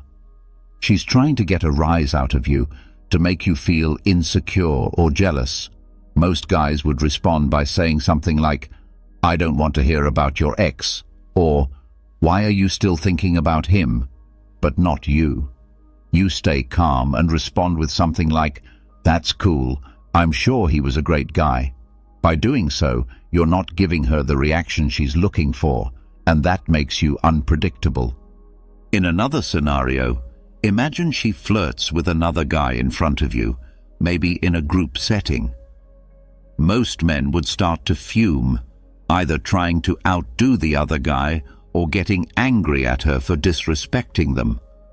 But a Stoic man remains calm. Even if it stings a little inside, you don't engage in competition.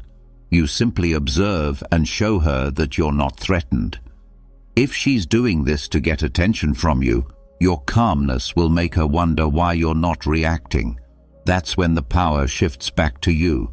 The key here is to never let your emotions control your actions. When you stay calm under pressure, you show her that you're not easily shaken, and that makes you incredibly attractive. Most guys lose their way in relationships because they're too focused on immediate gratification. They want the validation of her affection, the high of her attention, or the quick fix of resolving a conflict. But Stoicism teaches us to focus on long-term goals rather than short-term drama.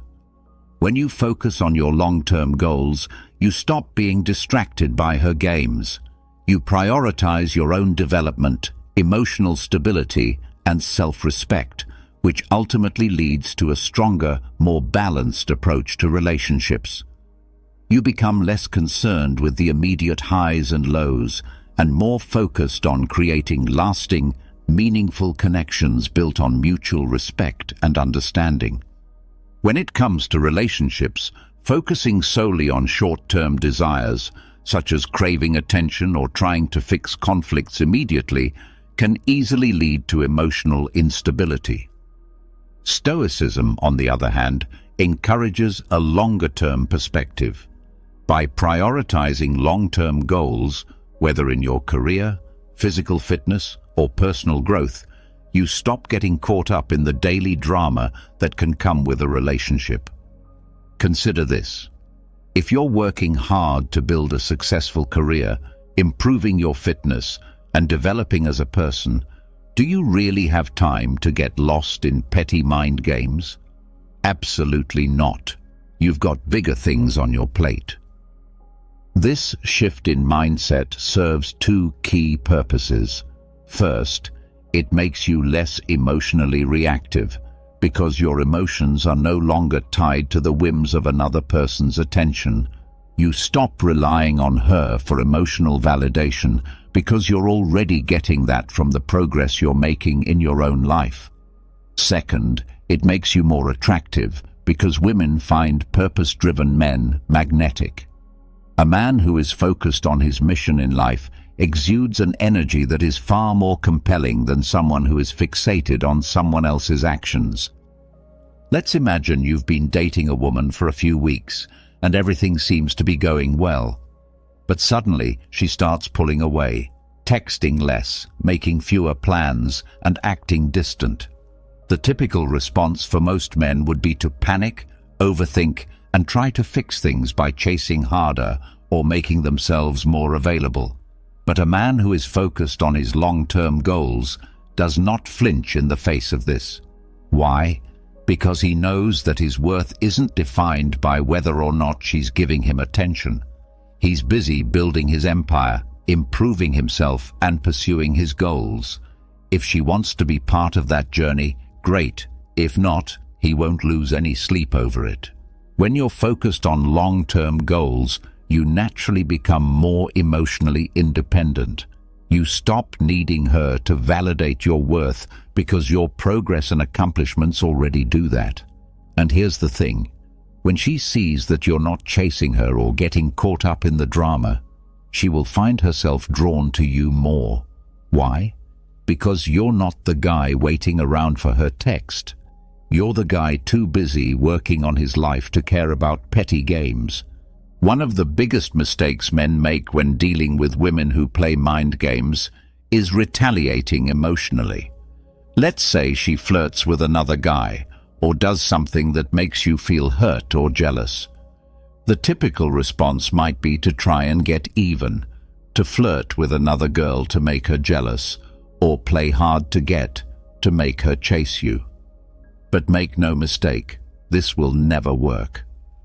The moment you retaliate emotionally, you're losing. Why? Because you're reacting to her behavior, which puts her in control of the situation.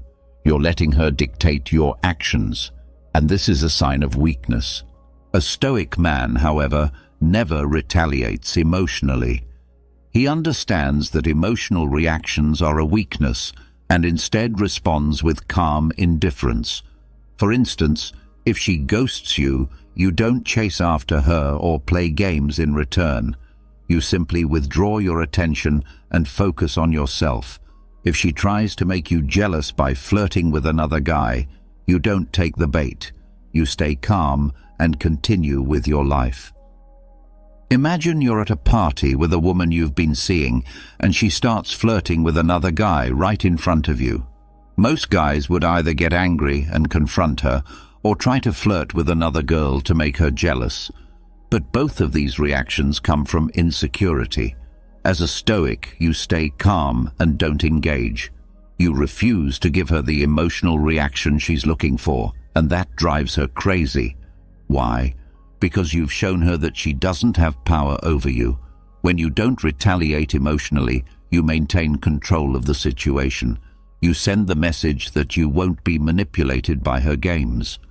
And the beauty of this approach is that when you don't react, the game loses its power. She'll either stop playing it or realize she can't control you. Either way, you win. Communication is the foundation of any healthy relationship, but many people get it wrong. Either they avoid tough conversations or they approach them with too much emotion, which leads to arguments, misunderstandings, and unnecessary drama. A Stoic man knows how to communicate his needs and boundaries clearly and firmly, without letting emotions get the better of him. For instance, if a woman has been acting distant or inconsistent, and it's beginning to affect you, the typical response might be to either blow up at her or suppress your feelings. But a Stoic man handles this situation by addressing it directly without creating drama. He says something like, "Hey, I've noticed you've been acting differently lately. I'm not sure what's going on, but I'd like to know if there's something we need to talk about." Notice how he's not accusing her, raising his voice, or demanding answers. He's simply expressing his observation and inviting her to share her perspective. This approach disarms her because it shows that you're not coming from a place of neediness or emotional outbursts. You're coming from a place of calm confidence, and that's incredibly attractive. When you communicate clearly and firmly, you set boundaries and express your needs without drama or emotional volatility. You take control of the conversation, making it clear that you're a man who knows what he wants and isn't afraid to ask for it. It signals that you are not afraid to confront problems head-on and that you won't let issues fester. This establishes a dynamic rooted in respect and honesty rather than manipulation or mind games. At the heart of any successful relationship is a strong, healthy connection with oneself. The most important relationship you have is with yourself, a truth that too many men overlook when they become entangled in emotional games or manipulative behavior. If you are constantly anxious, stressed, or feeling as though you're walking on eggshells, it's time to reevaluate what you are allowing into your life. No person should be the cause of sacrificing your mental peace, self-respect, or overall well-being. When you begin putting someone else's needs above your own, especially at the expense of your sanity, you are already losing the game. This is not about becoming selfish or disregarding others, but about maintaining balance. When you prioritize your own well-being, you become more attractive, not less. Women are drawn to men who are grounded, who know their own worth, and who refuse to let anyone destabilize their peace. This principle applies across every area of life, not just relationships. Whether it's your career, friendships, or family, your well-being should always come first. Take a moment to think about a situation where you might be seeing someone who sends mixed signals. One minute, she's affectionate. The next, she's distant or cold. You may start questioning yourself, wondering if you've done something wrong, and perhaps even changing your behavior to fit her mood swings. But stop for a moment and ask yourself how this is affecting your mental health. If the answer is negatively, it's time to take action. You need to step back, withdraw your energy, and refocus on what makes you feel good, whether that's hitting the gym, working on your personal goals, or spending time with supportive friends. Protecting your peace should be your priority, and when you do, two things will happen. Either she will recognize your value and start respecting you more, or she will leave because she can no longer manipulate you. In both cases, you win.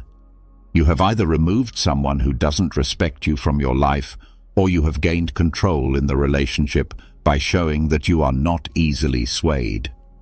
In today's world, many men are pressured into catering to women's emotions at the cost of their own well-being. This is nonsense.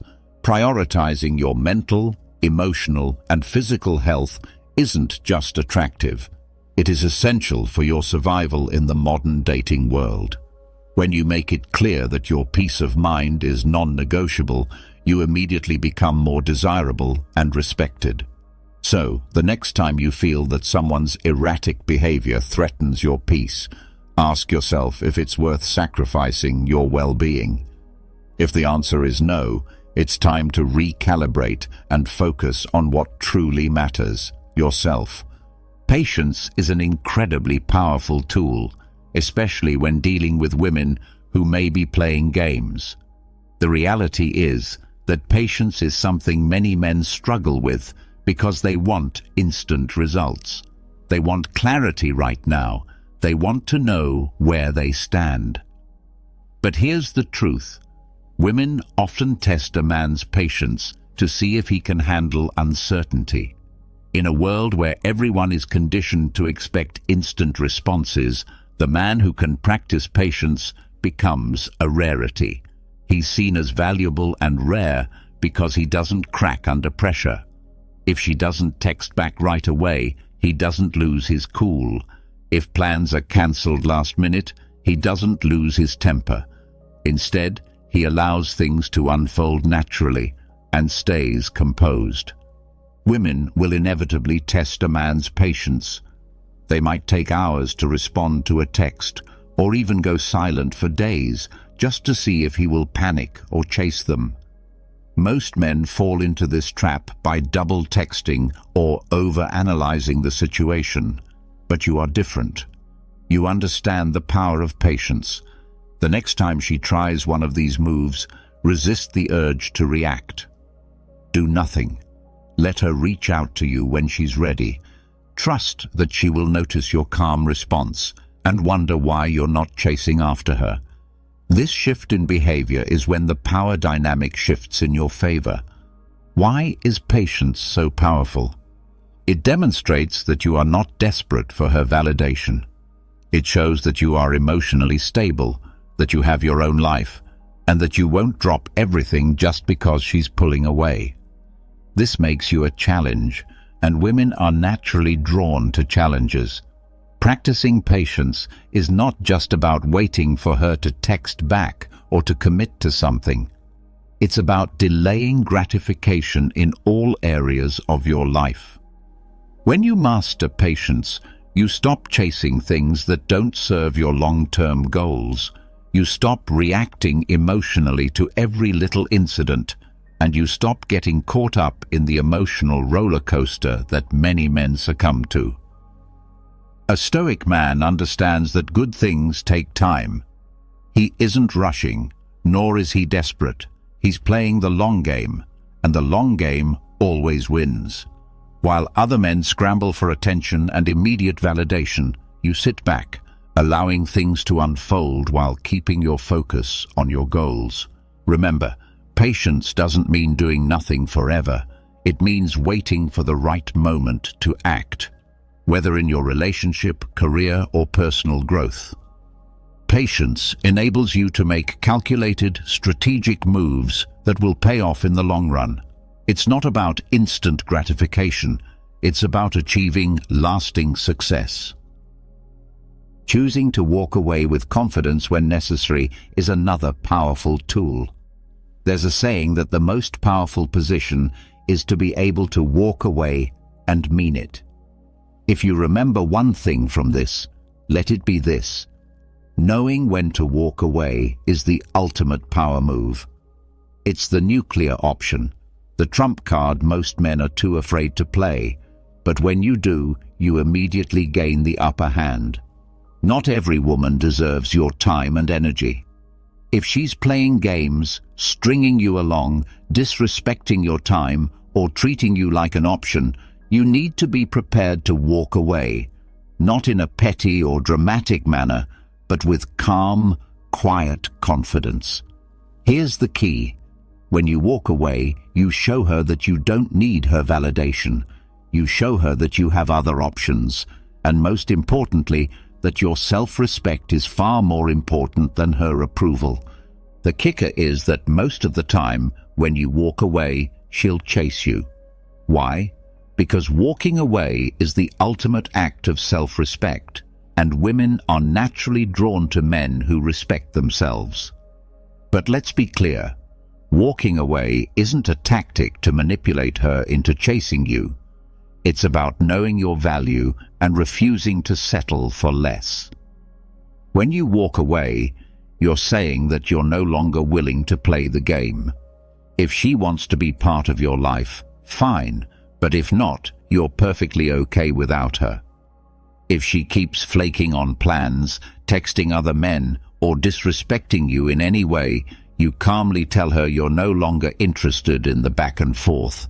If she's serious, she'll let you know, but otherwise you move on. No anger, no frustration, no drama, just calm, collected confidence. And then you walk away. You don't send a follow-up text, you don't check her social media, and you focus solely on yourself, your goals, and your well-being. Here's the hard truth. Sometimes walking away means walking away for good. There will be times when she won't chase you and she won't come back, and that's okay. By walking away, you've already won. You've maintained your dignity, your self-respect, and your peace of mind. And trust me, those things are far more valuable than any fleeting relationship. Why is this so powerful?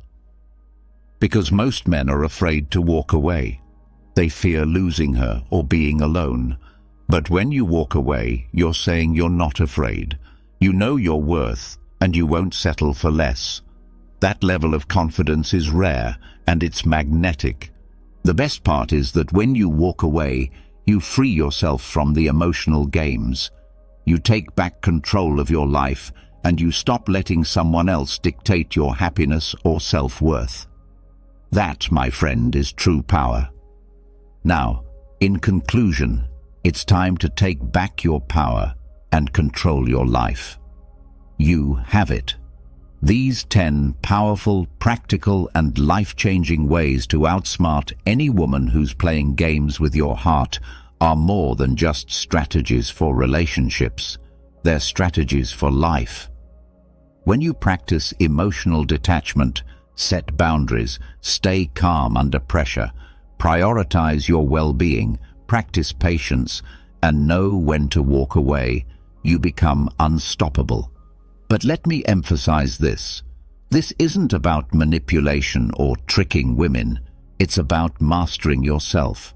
It's about becoming a man who is in control of his emotions, his time, and his life. When you become that man, you will naturally attract women who respect you, value you, and don't play games. But understand, this is just the beginning.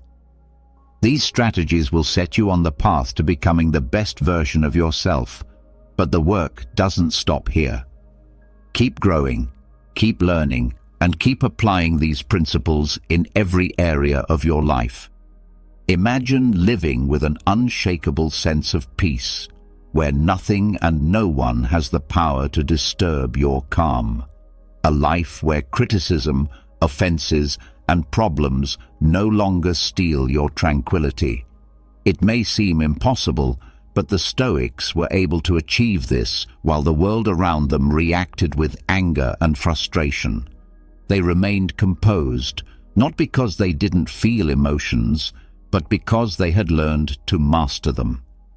In this post, I will share how you can achieve the same level of peace by applying Stoic teachings. Once you do, you'll find yourself no longer getting angry or upset with anyone. Not because the world will change, but because you will have transformed yourself. To begin, go to the comments and write, "Today, I start my best version. I am Stoic." By doing so, you commit to taking control of your mind and living with discipline. Now, let's dive into how you can master your emotions and achieve this inner peace. One of the most destructive emotions we can experience is anger. Not only does it harm the people around us, but it also eats away at us from the inside, weakening our minds and leading us to make decisions that we may later regret. The Stoics saw anger as one of the greatest threats to virtue, because when we allow anger to take control, we stop thinking rationally and become slaves to our impulses.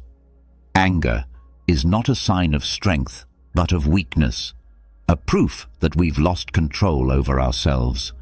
Anger is like a wildfire that starts from a small spark. Perhaps it's an offhand comment, an action we perceive as unfair, or an unexpected obstacle. If we feed it with negative thoughts, it grows and quickly spirals out of control, consuming our mental clarity, damaging our relationships, and harming our well-being. Marcus Aurelius wisely suggested that the best way to fight anger is by preventing it from arising in the first place. By learning to recognize the early signs of anger, we can extinguish it before it overwhelms us. The consequences of allowing anger to take over are dire. Not only does it lead to unnecessary conflict, but it also impacts our health.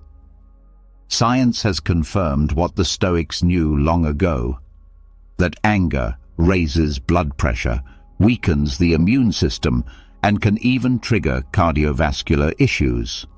Anger is not just a fleeting emotion, it's a poison that, if allowed to grow unchecked, can destroy both the mind and body.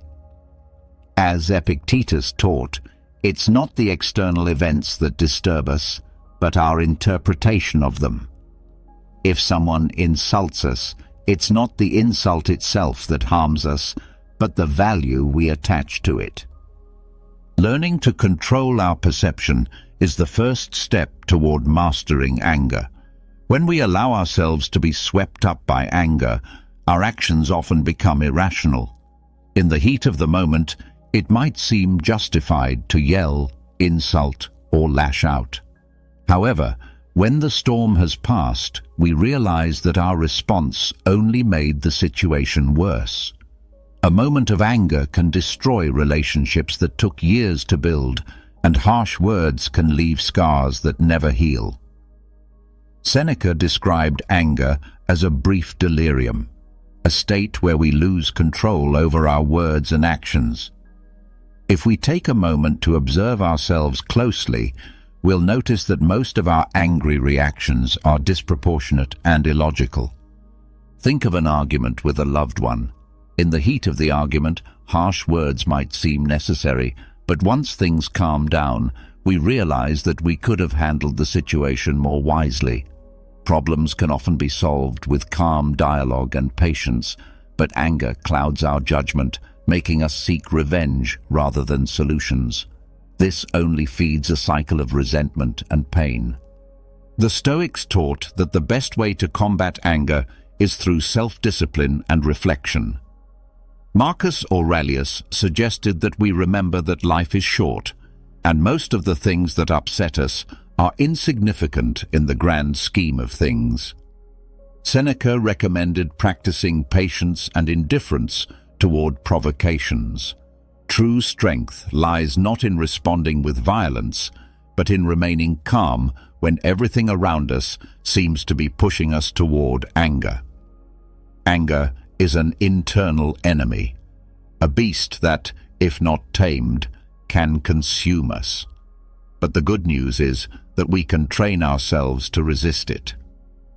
The next time you feel anger rising, stop and ask yourself if it's really worth it. Remember, no one has the power to disturb you unless you allow it. Peace is not found in the absence of provocations, but in the ability to face them with calmness and control. All negative emotions, including anger, arise from unmet expectations. Negative emotions don't stem from what happens to us, but from what we expect to happen. Frustration, anger, sadness, all of these emotions share a common root: the gap between what we expected and what actually occurred. When we believe that the world should behave in a certain way and it doesn't, we feel disappointed or hurt. But in truth, the fault lies with us for having created unrealistic expectations. We cling to illusions, and when reality shatters those illusions, instead of adapting, we react with suffering. We get angry because people don't act as we want them to, because the outcomes we expected don't materialize, or because life doesn't follow the script we've written in our minds. We believe we deserve certain treatment, certain successes, or clear paths. But life doesn't follow our rules. Frustration arises not from the event itself, but from the contrast between what we hoped for and what actually happened.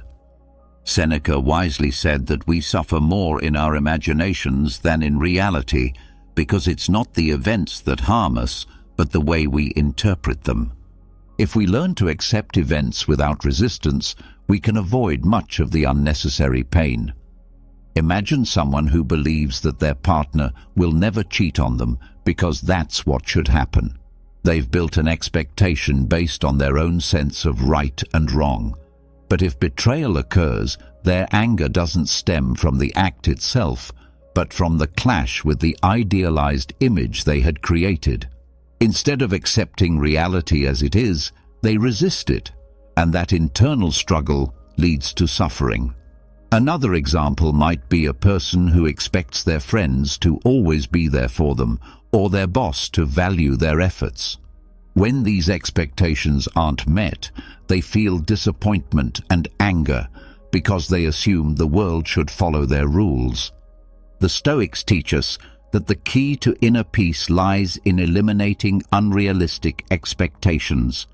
It's not about resignation, but about understanding that the world owes us nothing. We cannot control the actions of others or the events outside of our control. The only thing we can control is our own reaction to them. Epictetus urged us to accept what happens as if we had chosen it ourselves, because resisting reality only creates suffering. If we stop expecting people to behave in a certain way and accept that they may fail us, and if we accept that life doesn't always follow a predictable path, we can eliminate much of the stress and frustration in our lives. Accepting reality as it is doesn't mean we shouldn't have goals or desires, but we must be prepared for the unexpected. A Stoic understands that everything is subject to change and that nothing is guaranteed. That's why they don't allow their emotions to be dictated by external factors. By eliminating rigid expectations, we stop demanding that the world conform to our beliefs. Instead of getting frustrated when things don't go as planned, we ask ourselves what we can learn from the situation. Rather than feeling betrayed, we understand that people act according to their own nature, not according to the one we've imagined for them. True peace is found in flexibility, the ability to accept whatever comes our way without resistance. Finally, anger is often a reflection of the ego. When we feel disrespected, treated unfairly, or overlooked, we react with anger because our sense of identity feels threatened. We believe we deserve better treatment, that others should see us as we see ourselves. When that doesn't happen, we feel that something sacred within us has been violated. But the truth is that anger doesn't come from what others do to us. It comes from our interpretation of their actions. It's our ego that demands recognition, that takes offense, that needs to defend our image. If our ego weren't so fragile, if we didn't take ourselves so personally, anger would lose its grip on us. When someone speaks to us harshly, our initial reaction is to feel attacked. But what if that person is simply having a bad day, and their words have nothing to do with us, but with their own struggles? The reality is that most of the time, others' actions are more about them than they are about us. However, our ego makes us believe that everything revolves around us. We say, "He disrespected me. He embarrassed me. He didn't appreciate me." But what would happen if we stopped positioning ourselves at the center of every experience? What if we truly understood that other people's actions are their own burdens to carry, not ours? In doing so, we could release ourselves from the grip of anger. Marcus Aurelius reminded us that it is not events themselves that disturb us, but our judgments about them. If someone offends us, the insult in itself holds no power unless we choose to give it meaning. We have the power to ignore it, to see it as a reflection of the other person's inner world, and to move forward without letting it disturb our peace. But the ego does not want peace. It wants conflict. It wants to defend its image. It wants to prove that it is right. And in that desire to protect our sense of self, we fall into the trap of anger. We lose control and react impulsively. But if another person's insult doesn't change our identity, and their attitude doesn't define our value, why allow ourselves to be dragged into a state of emotional chaos? Consider a simple moment in traffic. Someone cuts us off abruptly. The ego insists this is a personal offense, a blatant act of disrespect that must be addressed. It urges us to react, to retaliate, to not allow such treatment. Yet the reality is that the other driver probably didn't even notice us. They're lost in their own thoughts, their own day. Still, our ego insists on taking it personally, turning a thoughtless act into an insult. And in doing so, it invites anger to take over. But what if, instead of reacting, we chose to accept the moment as it is? This dynamic plays out across our relationships and daily interactions. What provokes us is not the event itself, but the story we tell ourselves about it. The Stoics taught that to master anger, we must understand the role our ego plays in inflaming it. If we build a healthy self-esteem, if we release the need for constant validation, if we recognize that our value is not tied to how others treat us, we become immune to provocation. As Seneca said, the best revenge is not to become like those who hurt us. If someone treats us poorly and we react with rage, we surrender our peace to them. But if we remain calm, if we refuse to play their game, we show real strength. Anger is a reflex born from an ego that has not yet learned to let go of others' opinions. But once we understand that no one else has the authority to define us, we begin to free ourselves. Their behavior says more about them than it ever will about us. This doesn't mean we should tolerate abuse or accept injustice in silence. It means learning to respond with intelligence rather than raw emotion. Inner peace doesn't come from controlling the behavior of others. It comes from mastering our own reactions. When the ego is no longer the center of our universe, anger loses its hold. Forgiveness, too, is a key that frees us from anger. Anger is a heavy weight, often carried unconsciously. We cling to resentment, believing it somehow punishes the person who wronged us. But in truth, we are the only ones being punished. Anger consumes our inner calm, traps us in a mental prison, and blocks us from moving forward. Forgiveness, on the other hand, unlocks that prison. It doesn't mean we excuse what happened or forget it naively. It means we let go of the need to continue suffering over something already done. Forgiveness is not a gift we give the other person. It is an act of love for ourselves. It is an essential step toward reclaiming our peace.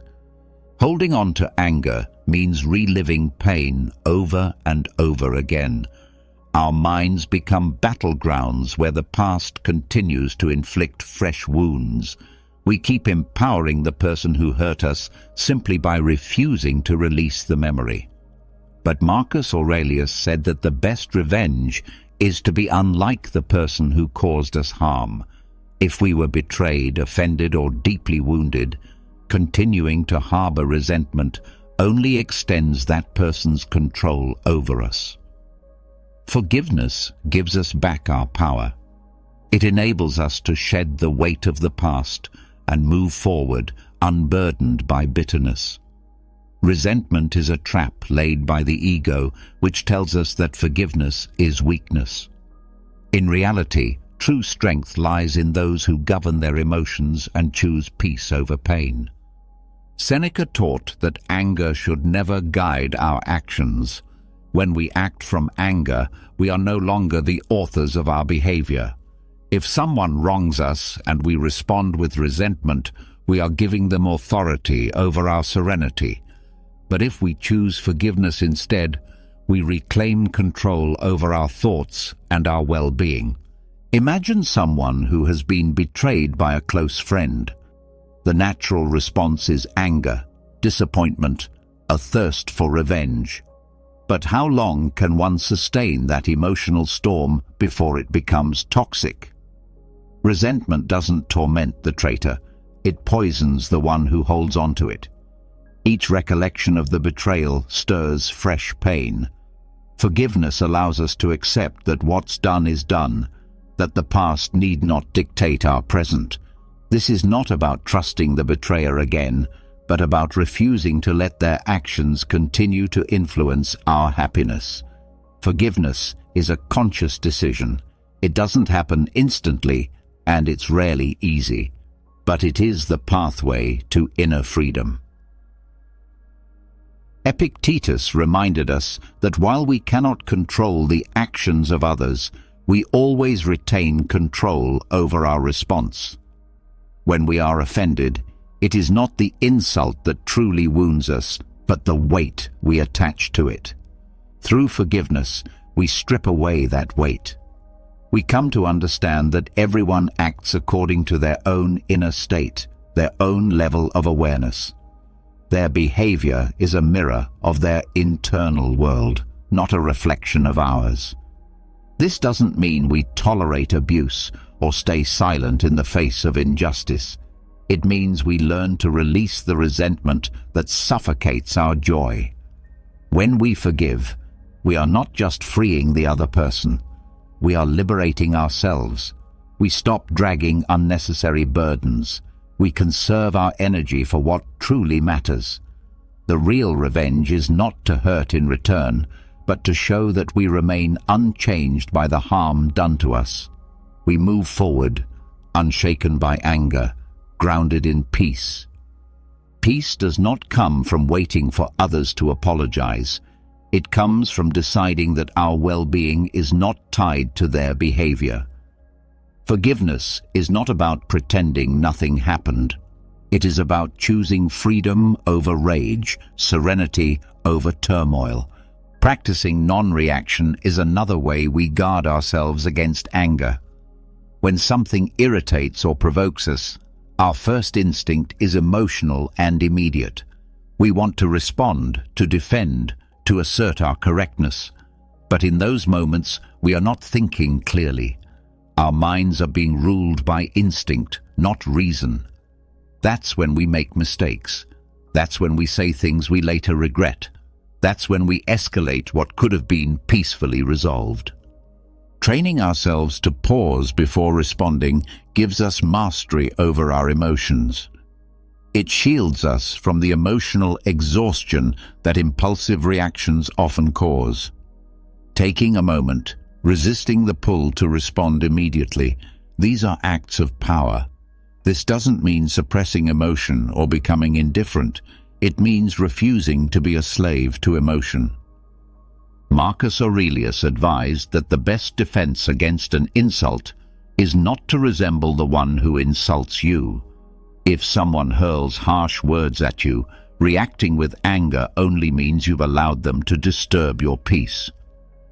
But if you remain calm, if you choose silence or a measured response, you show that you're in control, that your well-being is not dictated by others' moods. Daily life offers countless opportunities to practice non-reaction. A rude coworker, an aggressive driver, a family member always looking to argue. In each moment, the choice is ours. We can fuel the fire, or we can pause and respond with wisdom. Epictetus taught that it's not what happens to us, but how we interpret it, that affects us. If someone criticizes you in a meeting and you take it personally, you'll react defensively. But if you pause, breathe, and consider the situation rationally, you may choose to respond calmly, preserving both your professionalism and your peace. Non-reaction is not weakness, it is a sign of strength. Most people are at the mercy of their impulses. When provoked, they lash out without thinking. But true power belongs to those who can resist that initial urge, to those who know they don't have to prove anything, to those who choose when and how to act. Seneca once reminded us that time acts as a powerful filter for emotions. What feels like an unforgivable offense today often fades into irrelevance in just a few days. The things that deeply irritate us right now may seem trivial in a matter of hours. This is why it's so important not to react immediately. Delaying our reaction allows us to gain perspective, to step back and view the situation with greater clarity before making any decisions. Practicing non-reaction does not mean passively accepting everything or allowing others to mistreat us. Rather, it means responding with reason instead of emotion. If something genuinely requires a response, the most effective one will come from a calm mind. Instead of reacting to fire with more fire, we respond with intelligence and inner balance, not out of weakness, but because we understand that our peace is far more valuable than a meaningless argument. Every time we feel the urge to react impulsively, we must remember that we always have the option not to. We can allow the emotion to rise and pass without letting it control us. In doing so, something remarkable begins to happen. Conflicts become fewer, anxiety diminishes, and those who once provoked us lose their grip on our emotional state.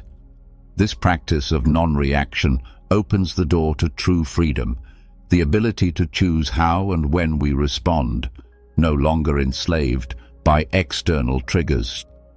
There is a deep connection between low self-esteem and anger. Anger is often nothing more than a reflection of internal insecurity. When we are not at peace with ourselves, even a passing comment, a glance, or a simple situation that challenges our self-image can set us off. It's not the event itself that enrages us, it's what it stirs up inside. If someone criticizes us and we respond with anger, the real issue is not their words, but the weight we give them. If we were secure in who we are, with strong self-esteem, we wouldn't need to react with anger. We would simply disregard the remark. But when our sense of self is fragile, any slight shakes us, and anger becomes our shield. Insecurity breeds a sense of vulnerability. We feel we must constantly defend our image, convinced others are judging us and that every negative comment is a threat.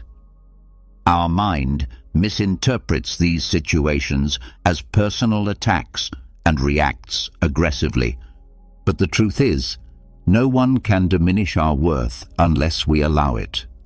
Epictetus taught that we are not disturbed by what others say, but by the meaning we assign to their words. If we believe we are weak or inadequate, any criticism will reinforce that belief, and our first response will be anger. On the other hand, if we possess a solid sense of identity, no external judgment can rattle us. I recall a time when every remark about my appearance triggered anger. I used to tell myself it was due to others' lack of respect, but in reality, I was angry with myself.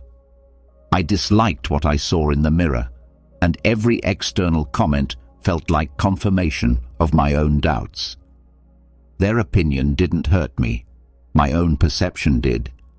The anger didn't stem from them, but from the insecurity I carried within. Over time, I came to see that the real problem wasn't other people. It was my own lack of control over myself. So instead of wasting energy reacting in anger, I chose to take action. I focused on improving my health, building discipline, and reshaping my mindset. And gradually, when those same comments were made, they no longer affected me. Not because people had changed, but because I had changed. Low self-esteem distorts the way we perceive reality. We start to believe we are under constant judgment, but it's not the outside world causing our distress, it's our perception of it. Marcus Aurelius once said that if something external disturbs us, the issue isn't with the thing itself, but in our judgment of it. So when someone says something that offends you, ask yourself why it affects you. Is it because deep down you fear it might be true? Do you carry doubts about yourself? Often, the answer is yes. Anger is a defensive reaction to that inner insecurity. But when we work on our self-worth, anger loses its grip on us. We become less reactive, more serene, and more focused on what truly matters. We no longer feel the need to prove ourselves to anyone because we already know who we are. The opinions of others cease to be threatening because our sense of value no longer depends on their approval.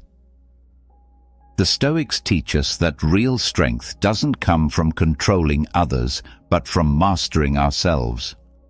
Anger is a signal that something within us still needs healing. Instead of reacting impulsively, we can view those moments as opportunities to reflect, to grow, and to identify the parts of ourselves that still need attention. Every time you feel anger from a comment or a situation, pause. Ask yourself whether it's truly the external event that upsets you, or if something deeper is being stirred. Use anger as a mirror to recognize where personal growth is still needed. When you build your self-esteem and take ownership of your life, anger becomes unnecessary. There is no insecurity left to defend, no fear to conceal. What remains is a calm strength, a sense of self that no longer needs to react to things that don't define it. Living with purpose is equally essential. Without a clear sense of purpose, life feels empty, chaotic, and directionless. You wake up each day without a compelling reason to move forward, just going through the motions of routine. This emptiness breeds frustration. A lack of purpose turns people into reactive beings, constantly irritated, quick to anger, and always on edge.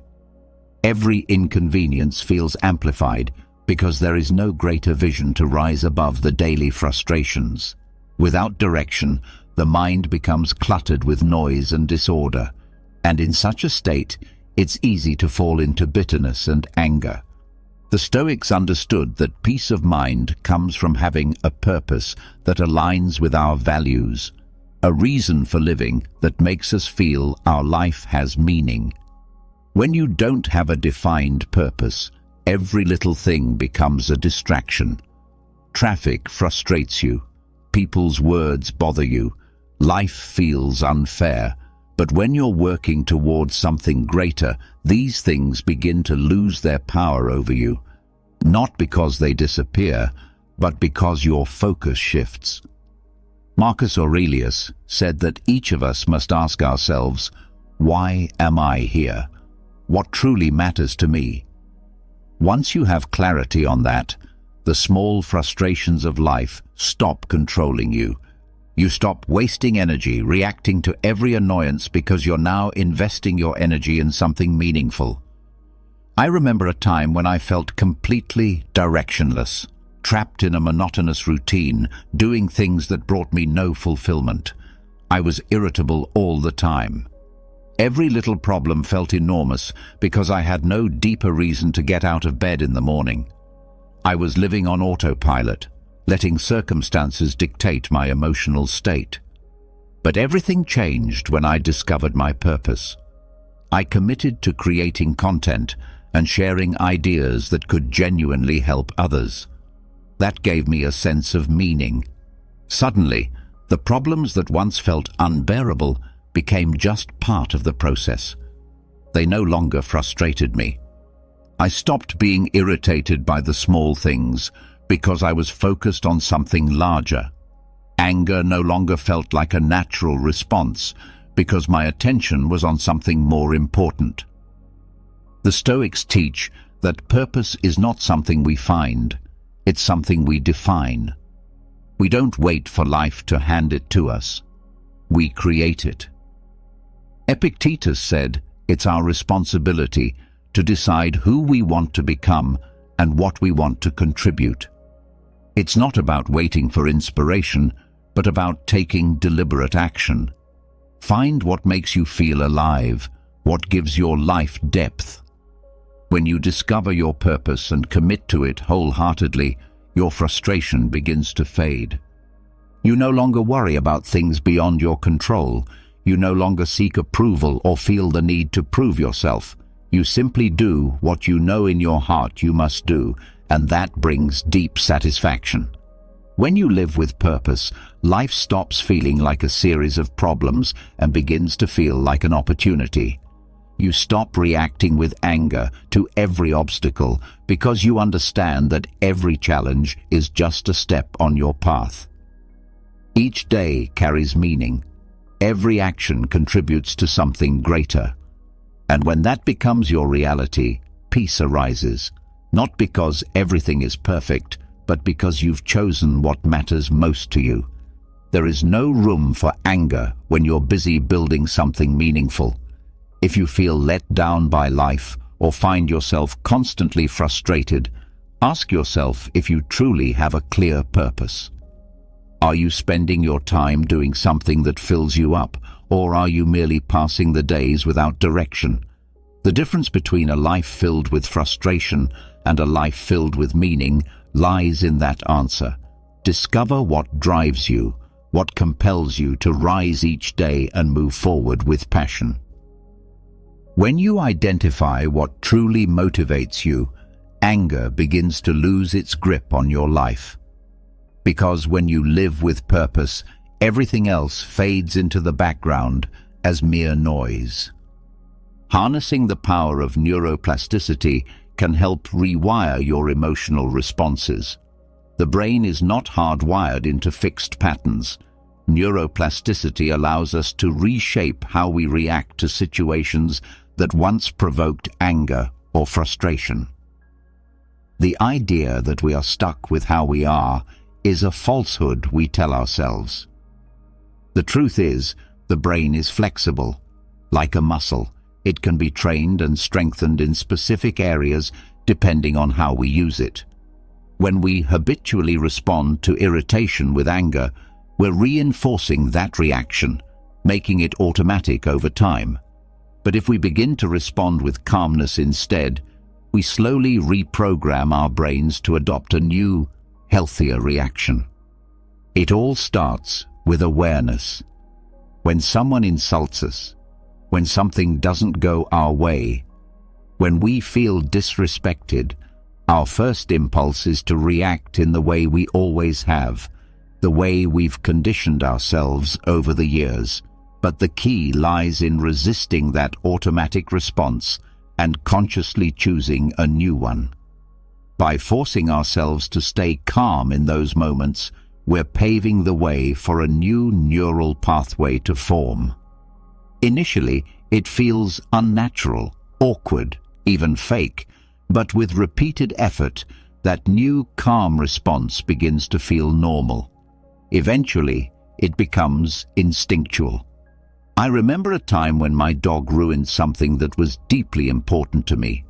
My natural reaction would have been to yell, to explode in frustration, but in that moment, I made a conscious choice to do something different. I took a deep breath and reached out to pet my dog instead. It felt strange, as if I was suppressing my emotions, but in truth, I was teaching my brain a new lesson. That not every disruption requires an angry reaction. I repeated this choice again and again every time my dog did something that would have previously irritated me. Over time, something amazing happened. My natural reaction changed. The tension in my chest faded. I no longer had to fight my anger because my mind had been reconditioned. My brain had learned that these events weren't threats. They didn't require rage. Neuroplasticity reveals that we are not destined to be slaves to our emotions. We can redirect our impulses and allow calmness to become our default state. Every time we choose not to respond with anger, we strengthen the mental wiring of patience and composure. The more we practice this, the more automatic it becomes. Marcus Aurelius once said that we cannot control what happens to us, but we can control how we respond. This isn't just a philosophical ideal, it's a scientific truth. The brain adapts based on what we consistently practice. If we make serenity our habit, it eventually becomes our default response. This transformation isn't immediate. At first, the mind will fight to return to its familiar patterns. But if we persist, if every time we feel the surge of anger, we pause, breathe, and choose a new response, we will experience genuine change. One day you'll notice that situations which once made you furious now seem trivial. And it's not because you're bottling your feelings, it's because your brain no longer sees those situations as deserving of anger. Anger is a habit, just as calmness is. If we feed it, anger will grow stronger. But if we ignore it and instead nourish serenity, anger will weaken and eventually disappear. This isn't about pretending or suppressing how we feel. It's about retraining the mind to operate in a way that serves us, not sabotages us. If we want to become calmer, more centered, and wiser in our responses, we must commit to practicing this mindset every single day. With repetition, calmness will no longer require effort. It will simply be who we are. Love and gratitude have the power to overcome anger. Anger is a draining emotion. It wears us down and robs us of control over our minds. But two forces can dissolve it: love and gratitude. When we are caught in the grip of anger, our focus is locked on negativity, on what's wrong, on what annoys us, on what we think is unjust. But when we shift our attention to what we love and what we're grateful for, anger loses its strength. Not because the problems vanish, but because we stop feeding them with our energy. Love reconnects us with what truly matters. If we're angry with someone, we can ask ourselves, do I want to win this argument or preserve the relationship? When we truly love someone, being right becomes less important. Anger, at its core, is selfish. It seeks vengeance, validation. But love strives for understanding, for healing, for connection. Too often, we let anger guide our actions in petty conflicts, hurting those we care about most in the process. But in those moments, if we pause and remember our love for that person, everything changes. Our response shifts, not out of weakness, but out of clarity. Gratitude is another potent antidote. When we are truly grateful, anger cannot coexist. Resentment and thankfulness cannot fill the same space. If something upsets us, we can stop and do a simple exercise. Think of 3 things we are grateful for in that moment. It could be our health, a meaningful relationship, or the lesson hidden in the difficulty. This simple act redirects our thoughts, moving us out of a reactive state and restoring our sense of control. Marcus Aurelius reflected in his meditations on the fleeting nature of life. If today were your last day with someone you love, would you really waste it being angry? Gratitude reminds us that every moment is sacred and that anger only drains the time we can never get back. Years ago, I tried an experiment on myself.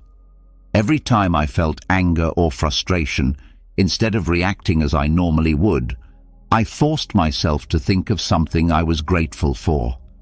At first, it felt unnatural, like I was avoiding reality, but eventually, something shifted. My brain started doing it automatically.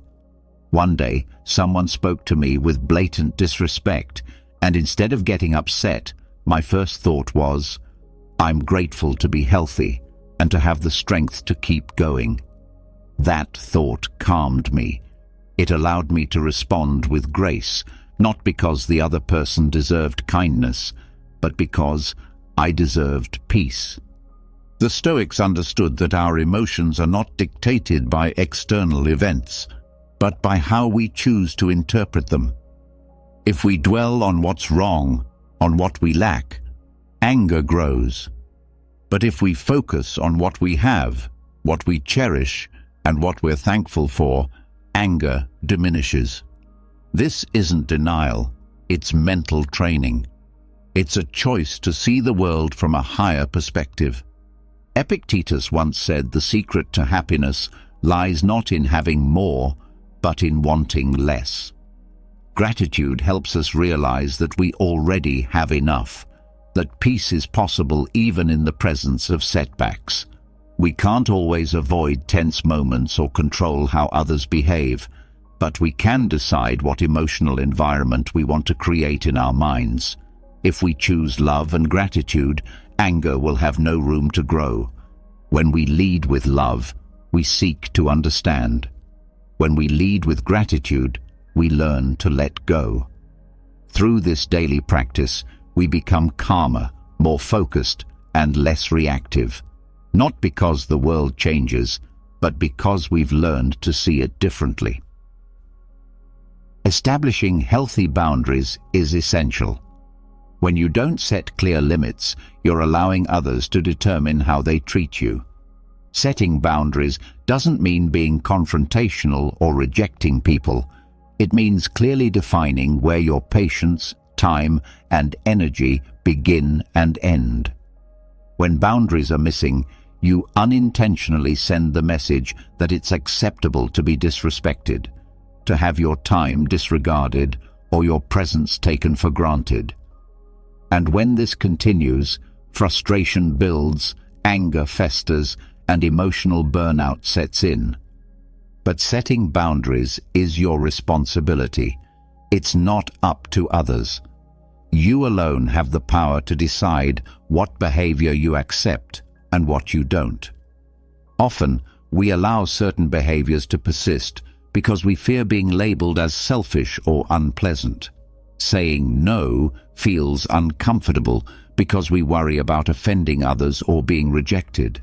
Yet the true issue is not the act of saying no, but failing to say it when necessary.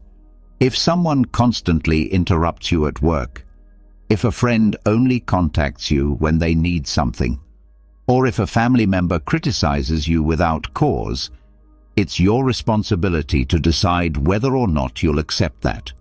Seneca once said that while we cannot control how others behave, we can control how we respond. When we tolerate inappropriate behavior without addressing it, we're effectively giving permission for it to continue.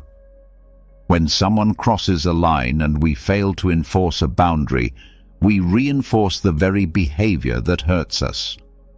Boundaries are not walls, they are bridges to mutual respect. They are not about pushing people away, but about protecting your peace and preserving your energy. Setting them may feel difficult at first, but they are acts of self-love and emotional maturity. But when you calmly and confidently express that you do not accept such treatment, you send a strong message that you value yourself enough not to tolerate disrespect.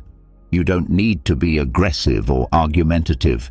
You only need to be clear. Saying something like, "I won't accept these types of comments," or "My time matters, please respect it," or "I don't feel comfortable with that," are simple yet powerful phrases that can completely transform the tone of a relationship. I recall a period in my life when I constantly allowed myself to be interrupted regardless of what I was doing. If someone needed my attention, I would immediately stop and respond. Initially, I thought that made me a kind and helpful person. But as time went on, I came to realize that all I was doing was allowing others to place their priorities above mine.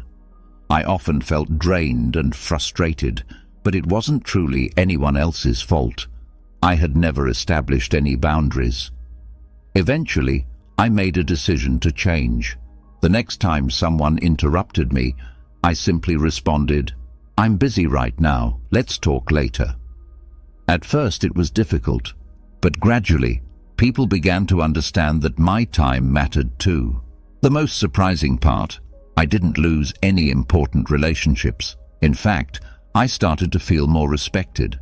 The Stoics understood that setting boundaries isn't an act of rejection, it's an act of self-respect. Epictetus taught that we must choose what lies within our control and what doesn't. We can't prevent others from attempting to cross our limits, but we can decide how we respond. If someone mistreats you and you remain silent, you're not practicing virtue. You're failing in your responsibility to protect your own well-being. Saying no is a courageous act, not because it's easy, but because it reflects that you honor and respect yourself. Setting boundaries is not about pushing people away. On the contrary, it helps build healthier relationships where both sides clearly understand what is acceptable. Often, people don't even realize they're crossing a line until you point it out. You can't expect others to guess what bothers you. You must tell them. And if, after you've expressed your needs, they continue to disregard them, then you have to consider whether you truly want that person in your life. Each time you choose not to set a boundary out of fear of conflict, you are accepting inner turmoil just to avoid external discomfort. You are willingly sacrificing your own peace just to dodge a difficult conversation. But avoiding the issue doesn't solve it. Learning to say no without guilt is one of the most powerful skills you can develop. It's not about being stronger than others. It's about becoming stronger within yourself. Setting boundaries is not about controlling others. It's about preserving your peace and living with self-respect. Not everything deserves your attention. Each day we face provocations, minor problems, and careless remarks that try to pull us into chaos.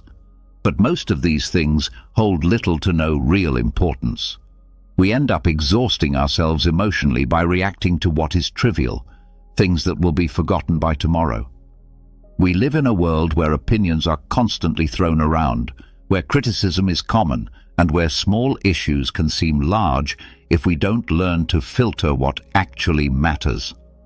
The key to maintaining inner peace is learning that not everything happening around you deserves your energy.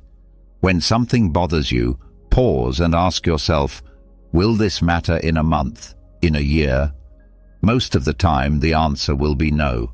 Still, we often allow ourselves to be swept up in the moment, feeling compelled to respond, to defend, to react. But if we zoom out and look at life as a whole, we realize many of these things are mere distractions. Marcus Aurelius said that tranquility comes from ignoring what doesn't concern us. If someone insults you on the street, does it truly change anything in your life?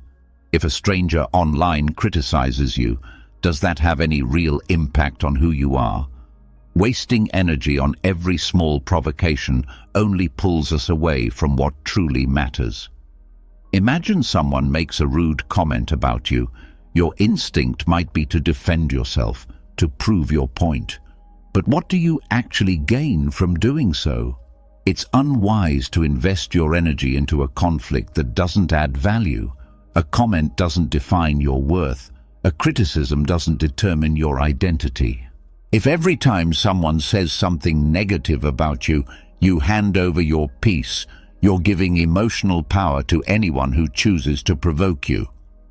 Epictetus reminded us not to become prisoners of others' opinions. If something doesn't help you grow or meaningfully impact your life, then it likely doesn't deserve your attention. Many of the worries we carry are not even ours to begin with. We stress over what others think, over problems we can't control, over expectations that don't belong to us. We spend too much time seeking approval, worrying about what people might say, and focusing on situations that don't even affect our true selves. But when you finally understand that your energy is finite, you become more selective about what deserves your focus. This doesn't mean becoming indifferent. It means knowing how to distinguish between what truly matters and what is just noise. I remember a time when any form of criticism deeply affected me. If someone questioned my actions, I felt an urgent need to explain, to justify, to prove myself. But with time, I learned that this was a waste of energy. I began to observe before reacting, to ask myself whether the situation was truly worth it. Most of the time, I found that the best response was silence. Not because I had nothing to say, but because nothing needed to be said. Not everything requires a reaction. Not every issue deserves a confrontation. Not every comment is worth your attention. Each time you choose to ignore what is irrelevant, you're protecting your inner peace. You're teaching your mind to focus on what truly matters, what helps you grow, what transforms you. The Stoics didn't aim to control the world. They aimed to master their response to it. If someone acts with hostility or attempts to provoke you, remember, you always have the power to choose whether or not to respond. Strength isn't about winning every argument. It's about choosing the battles that are actually worth engaging in. When you begin filtering what truly matters, many of your worries will naturally fade away. The energy you once spent on meaningless conflicts can now be invested in building, learning, and becoming better. You can't stop people from criticizing you. You can't control what others say or do, but you can always choose whether it's worth letting their actions affect your state of mind. In the end, true freedom is not doing whatever you want. It's refusing to be ruled by what doesn't matter. Many times, our suffering doesn't come from what actually happens, but from what we believe those events mean. We get trapped in the stories we tell ourselves about who we are, about others, about what things mean. But those stories are often not grounded in facts. They are merely beliefs we've accepted without questioning, and these beliefs can become the biggest barrier to our peace of mind. The Stoics taught that inner peace comes from being able to separate facts from our interpretations. When we don't make that distinction, we get overwhelmed by unnecessary emotions, anger, sadness, fear, because we're reacting not to reality, but to our thoughts about it. If someone tells you that you're worthless, it isn't the words themselves that hurt. It's the meaning you assign to them. The actual fact is just that a person said something, but the moment we internalize it, the moment we start thinking, maybe they're right, those words transform into a belief that burdens us for years, and yet we rarely stop to ask whether that belief is even true. We just absorb it. Epictetus warned us, it's not events themselves that disturb us, but our interpretation of those events. If someone criticizes you, you have a choice, to see it as an attack or to see it as an opportunity to improve. The difference lies not in what was said, but in what you choose to believe. The human mind is skilled at crafting narratives. We tell ourselves we're not good enough, that we don't deserve happiness, that we'll never change, and we treat these thoughts as if they're absolute truths. But where do these beliefs come from? Often, they come from past experiences, from what others once said, from old failures that we've turned into permanent identities. If we once failed, we tell ourselves we are failures. If someone rejected us, we believe we are unworthy of love. But these thoughts are not absolute truths. They are merely beliefs we've built over time, often without even realizing it. I remember a period in my life when I believed I wasn't intelligent enough to achieve certain goals. There was no solid proof behind this belief, only a memory of someone making me feel inadequate, and I chose to accept that feeling as fact. Every time I encountered a difficult challenge, that belief would resurface. You can't do this. You're not capable. But one day, I decided to question that voice. Where was the real evidence that I was incapable? Hadn't I learned countless things throughout my life?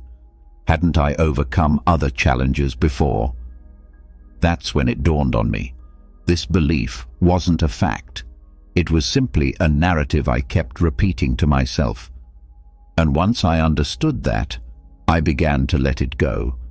Letting go wasn't something that happened all at once.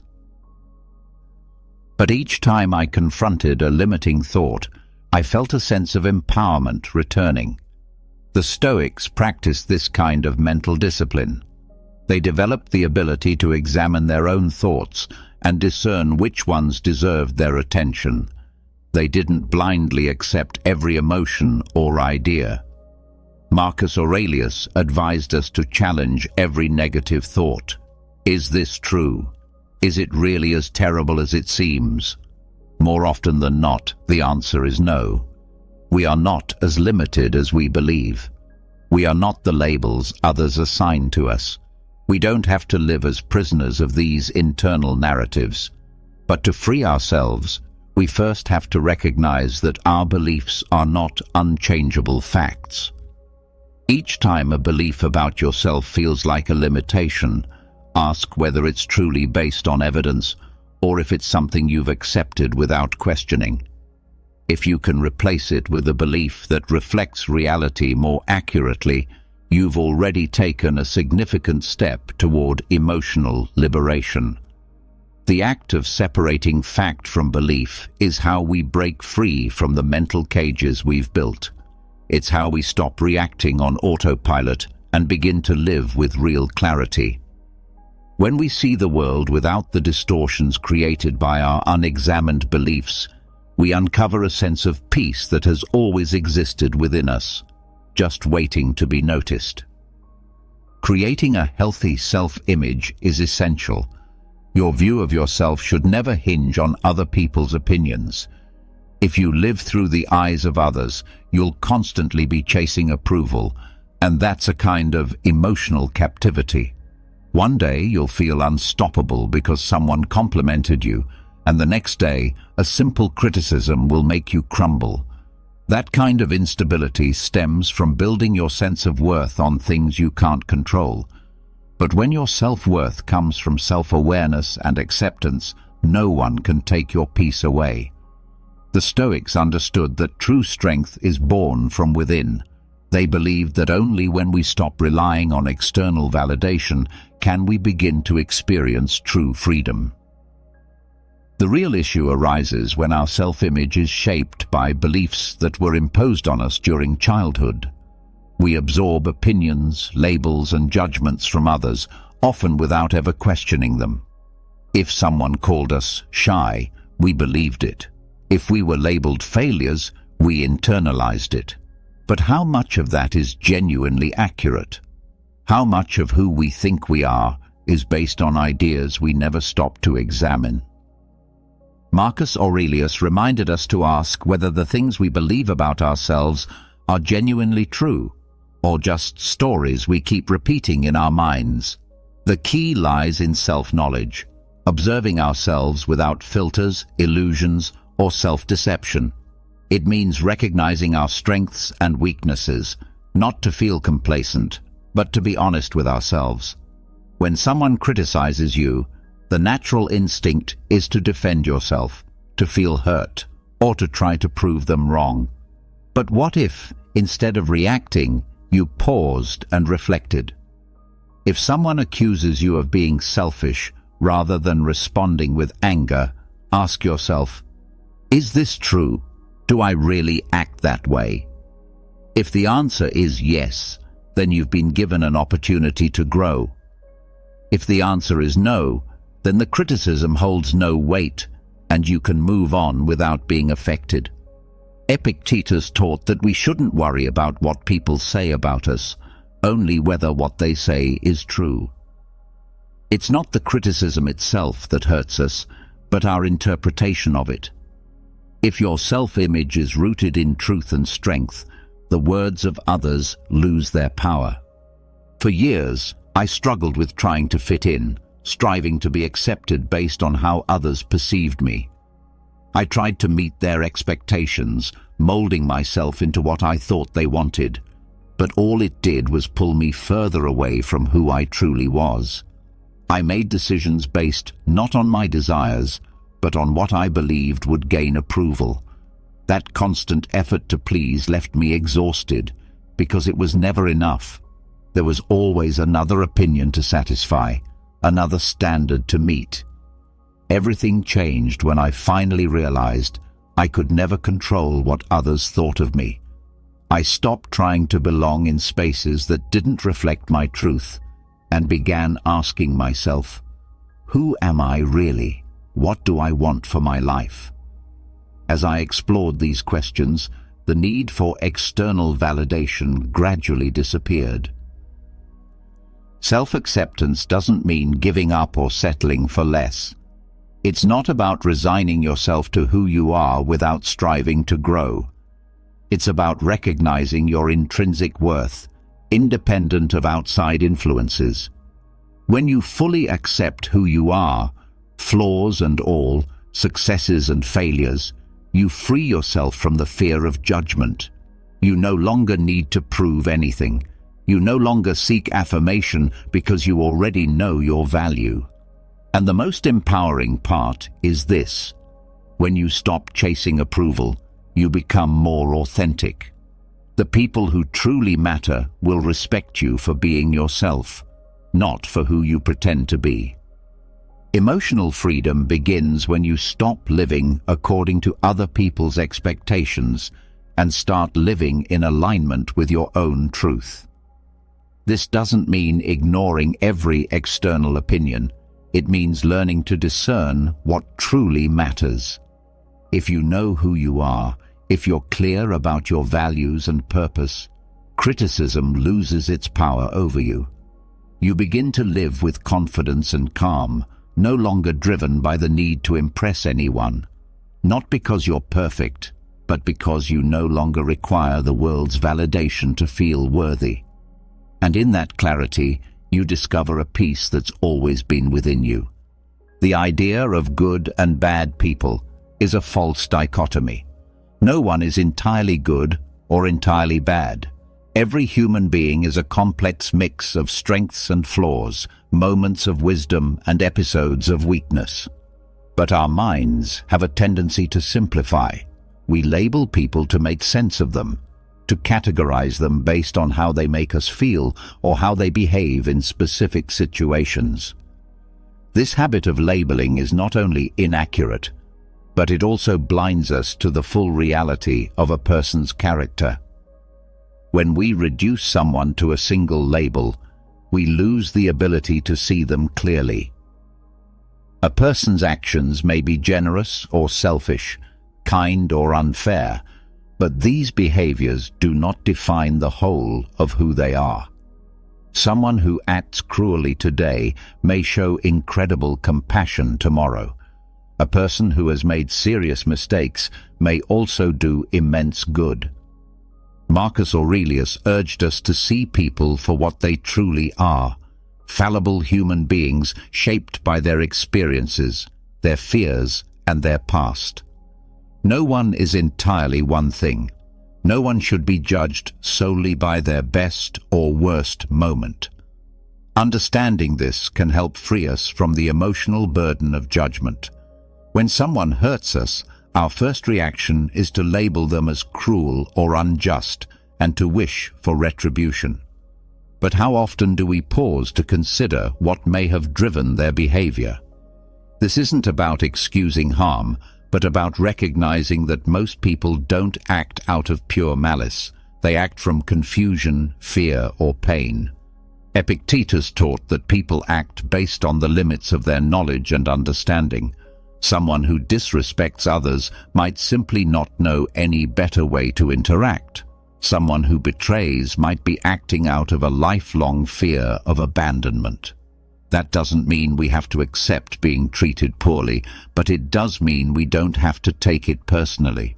People respond to their environments, their upbringing, and the emotional tools they've been given. A person can be loving to their family and ruthless in their career. They can be kind to friends and indifferent to strangers.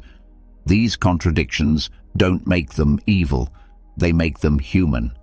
We've all had moments we regret, times we've spoken out of anger, acted selfishly, or made choices we wish we could take back. If we want to be understood and forgiven for those moments, then we must offer that same understanding to others.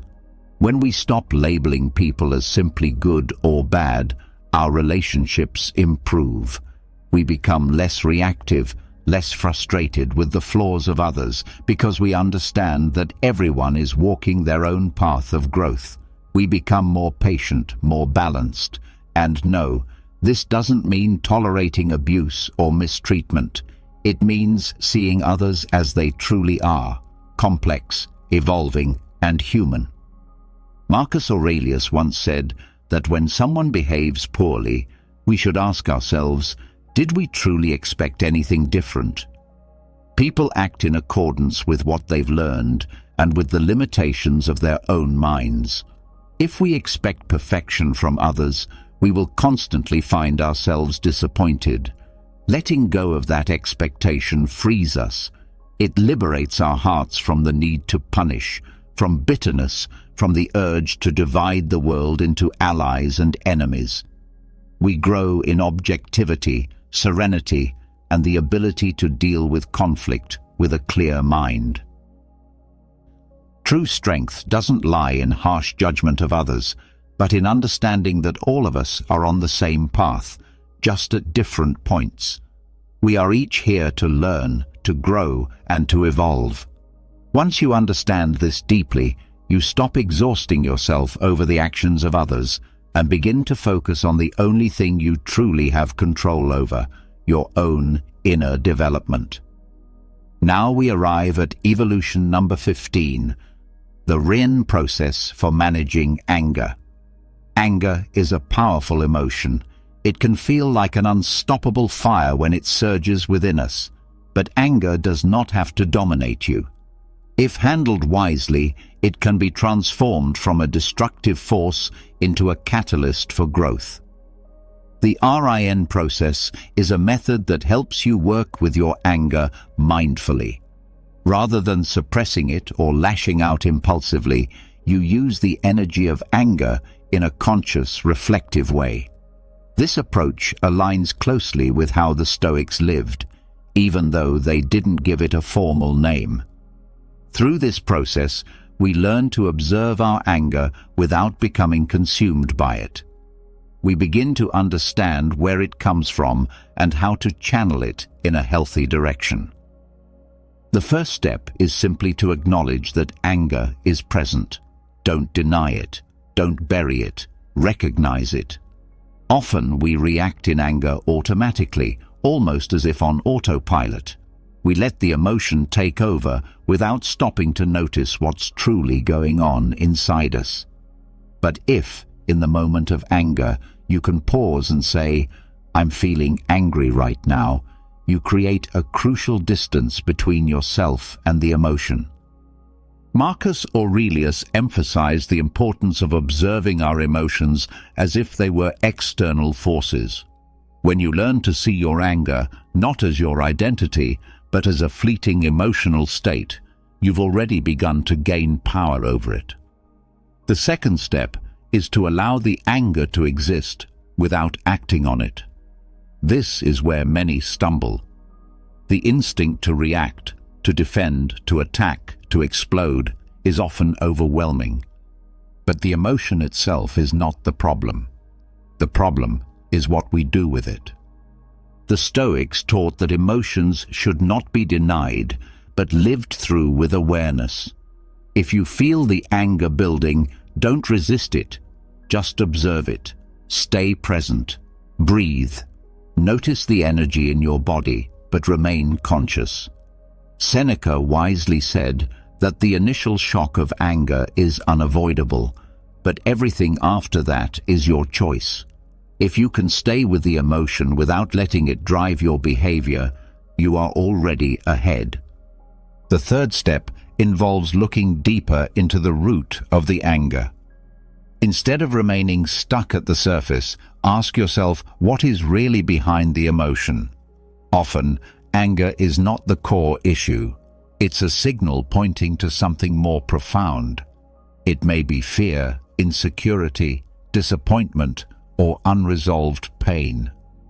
Epictetus reminded us that it's not the events themselves that upset us, but our interpretations of them. If someone interrupts you during a conversation and you feel a flash of anger, maybe it's not the interruption itself, but the belief that you are being disrespected or undervalued. Once you uncover the real issue beneath the anger, Its intensity fades because you realize it has more to do with your internal world than the external event. The final step is to nourish the part of you that needs healing. Rather than criticizing yourself for feeling anger, practice self-compassion. This doesn't mean you're justifying your anger. It means you're honoring the emotional wound that triggered it. Maybe you've been suppressing certain feelings. Maybe there's an old belief shaping how you react. Or maybe you just need to give yourself the space to feel and process. Marcus Aurelius taught that we should treat ourselves with the same patience and compassion we extend to others. You may not be able to eliminate anger entirely, but you can absolutely choose how to respond to it. With wisdom and self-awareness, you stop being a prisoner to your emotions. As you practice this process, you'll find that anger loses its grip on you. This doesn't mean you'll never feel it again, but when you do, you'll know how to handle it without sacrificing your peace or damaging your relationships. You'll come to understand that anger is just an emotion, a temporary wave, not a command you must obey. Instead of reacting, you will respond with reflection. And in that space between feeling and action, you will discover true emotional freedom. If this message speaks to you, head to the comments and write, "Today, my best version begins. I am Stoic." By doing this, you affirm your intention to live with greater calm, wisdom, and discipline. Don't let your emotions rule your life. Master them and take control of your destiny. Have you ever found yourself in a relationship that slowly chips away at your peace, your confidence, and your sense of self-worth? In today's video, we're going to uncover 9 unmistakable signs that it may be time to cut ties completely, even if that person is someone close to you, like a friend or a family member. Picture this.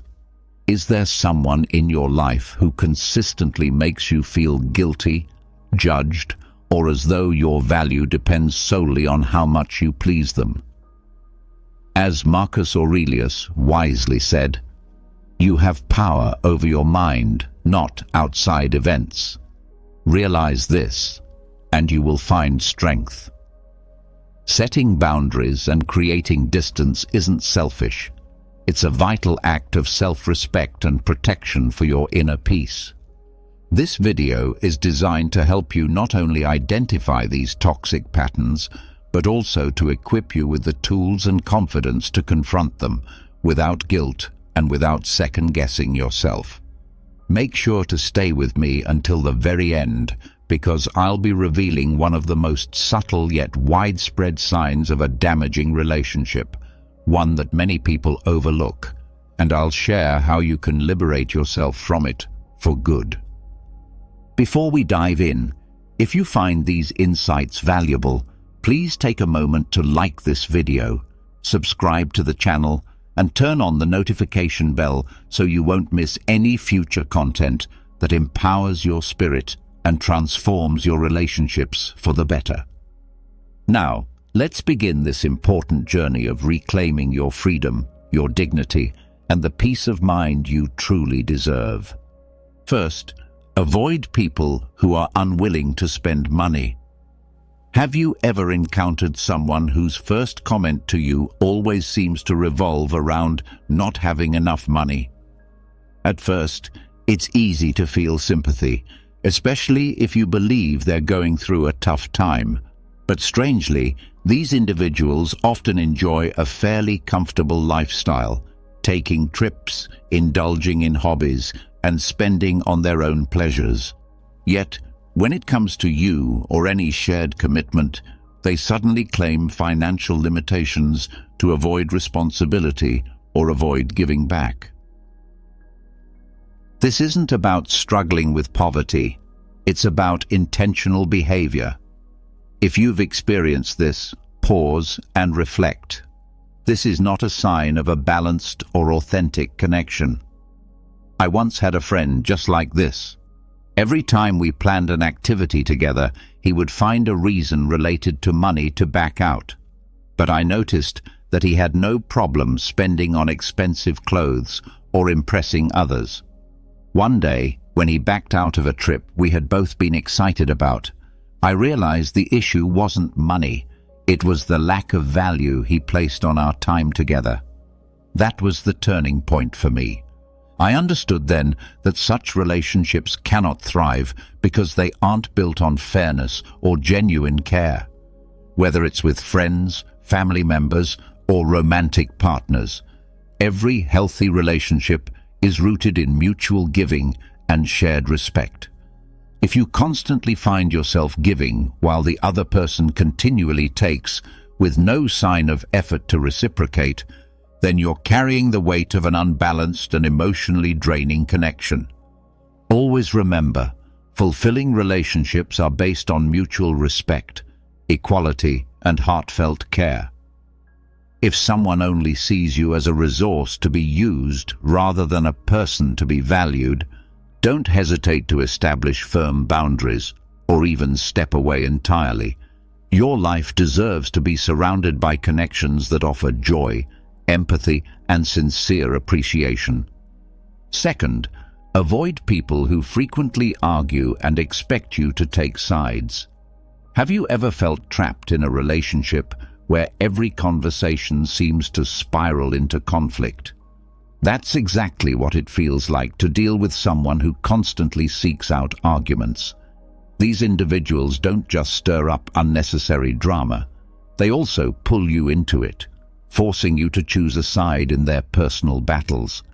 They bring turbulence into every interaction, draining not just their own energy, but also yours. I once had a friend who outwardly appeared confident, but whenever a disagreement came up, even over something small, he'd immediately escalate it into a full-blown argument. One time, during a casual gathering with friends while we were discussing travel plans, a minor difference of opinion arose. He suddenly turned to me and demanded that I back him up in front of everyone. That experience changed our friendship forever. I realized then that anyone who thrives on conflict and pressures others to align with them makes it impossible to maintain a peaceful or balanced relationship. Constant arguing doesn't indicate strength or intelligence. It's often a symptom of emotional immaturity and insecurity. People who argue for the sake of control or validation sabotage not only their relationships but also their own personal development. A truly wise person doesn't feel the need to win every disagreement. They prioritize peace, understanding, and resolution. If you find yourself caught in endless cycles of conflict or regularly dragged into disputes that aren't yours to fight, take a moment to reflect. Cultivating calmness in your life protects your relationships and shields your inner peace. In the end, the most valuable treasures in life are not found in drama or debate, but in peaceful connections and a quiet, steady mind. Third, avoid people who dismiss or minimize the worries of others. In the journey of life, each of us carries our own distinct set of burdens, no two alike. The worries we bear, the joys we experience, and the sorrows we endure cannot be compared on any universal scale. Yet one of the most disheartening experiences in life is when we open up about our struggles, only to be met with people who not only downplay our pain, but also amplify their own as if theirs are more significant. This kind of reaction isn't just inconsiderate. It undermines trust and slowly eats away at the very foundation of any relationship. I remember a time when I shared with a longtime friend how overwhelmed I felt trying to balance work while caring for my aging parents. Rather than offering a moment of empathy or even a listening ear, he brushed aside my concerns and quickly shifted the conversation to talk about how stressed he was at work, as if my reality was invisible. That moment didn't just leave me disappointed, it left a deep emotional bruise. It taught me something crucial. Meaningful relationships can only thrive when both people make an effort to genuinely listen and value each other's challenges as much as they'd like their own to be acknowledged. True respect isn't found in grand, sweeping gestures. It lives in the smallest actions, thanking someone sincerely for their help or offering a heartfelt apology when you've caused pain. These simple words, when spoken with sincerity, go far beyond social niceties. They form the bedrock of strong and lasting human connections. It's important to step away from people who lack this kind of gratitude. If someone cannot celebrate your wins or empathize with your struggles, if they find amusement in your pain, that reveals not only a lack of compassion, but a deep, unsettling indifference. We may not have control over how others behave, but we do have control over who we allow into our inner circle. Choose relationships rooted in mutual respect, kindness, and sincerity. Keep company with those who rejoice in your happiness, comfort you in your grief, and genuinely wish you well. Taking joy in someone else's suffering doesn't just hurt them, it chips away at your own humanity. Living with empathy and compassion won't just help you build meaningful relationships, it will lead you to a life full of purpose and depth, a life truly worth living. Equally important is to steer clear of individuals who try to impose their religious or political beliefs on you. No two people are exactly the same, and that diversity is part of what makes human relationships so rich and meaningful. Real connection is not about forcing others to adopt your worldview, but about recognizing and appreciating differences while building common ground from them. Still, some people feel compelled to constantly push their beliefs on others, be it spiritual, ideological, or political. And this kind of behavior is not only draining, it can fracture relationships beyond repair. I once had a close friend who, with every conversation, felt the need to convince me that his way of life was the only right one. At first, I tried to engage in thoughtful discussions and defended my own beliefs, hoping for mutual understanding. But after each interaction, I found myself emotionally exhausted. Nothing changed. No progress was made. The debates became repetitive, more about ego than insight. And I eventually realized that these exchanges were only driving a wedge between us. Arguments rooted in the need to be right often do nothing but create distance and resentment. Even when you win such an argument, the sense of victory is fleeting and usually comes at the cost of another person's dignity. The most damaging consequence isn't the disagreement itself, but the subtle emotional wounds and the growing disconnect it causes. Truly wise individuals don't argue simply to be right. They listen, they empathize, and they understand when it's best to step back. Real success in a relationship isn't found in overpowering the other person's views. It's found in conquering your own pride to nurture mutual respect and harmony. Letting go of the need to always be right doesn't make you weak. It makes you peaceful. That's a reward no argument can ever give. If you've stayed with me this far, leave a comment below saying peacefulness, so I know you're on this journey with me. Together, let's keep learning, growing, and creating lives filled with meaning and emotional clarity. Finally, recognize when a friendship starts making you feel uneasy or drained. If being around someone consistently leaves you feeling distressed, it's time to reconsider that relationship. Sometimes the people who once brought you joy, laughter, and unforgettable memories begin to feel distant, not necessarily because you or they did something wrong, but simply because life has taken you both in different directions. Growth changes us. As we evolve, so do our interests, values, and perspectives. There was a story a colleague once shared about his childhood friend. They had spent countless cherished moments together, from going to the movies and playing sports to dreaming about their future. But over time, something shifted. Conversations began to feel forced. Meetings became more of a chore than a joy. What once flowed effortlessly now felt strained. That's not necessarily a tragedy. It's a natural part of life's rhythm. Not all relationships are meant to last forever. Some serve a beautiful purpose for a time and then quietly fade as we grow. Recognizing this isn't an act of betrayal. It's an act of self-respect.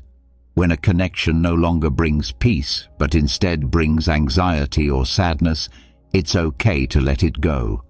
Honor the good memories, but protect your present peace. Life is too short to keep holding on to relationships that no longer nourish your soul. I remember a story shared by a colleague. He spoke of a childhood friend, someone with whom he had created countless unforgettable memories, going to the movies together, playing sports, and imagining the futures they would one day build. But as time went on, life pulled them in different directions. One moved away to a new city, building a career and starting a family, while the other remained in their hometown, living a quieter, simpler life. Whenever they managed to reconnect, it just didn't feel the same. Their conversations became awkward, filled with polite small talk and a subtle undercurrent of unfamiliarity. My colleague admitted that he initially put in a lot of effort to keep the friendship alive, but the more he tried, the more he began to see that they had changed so much that the closeness they once had was no longer there. Eventually, he chose to step back, not because he stopped caring, but because he realized that letting go was the only respectful way to acknowledge the changes both of them had gone through. Relationships, he said, are like a dance. Both people need to move in sync for the connection to feel right. When the rhythm falls out of harmony, both dancers feel uncomfortable and tired.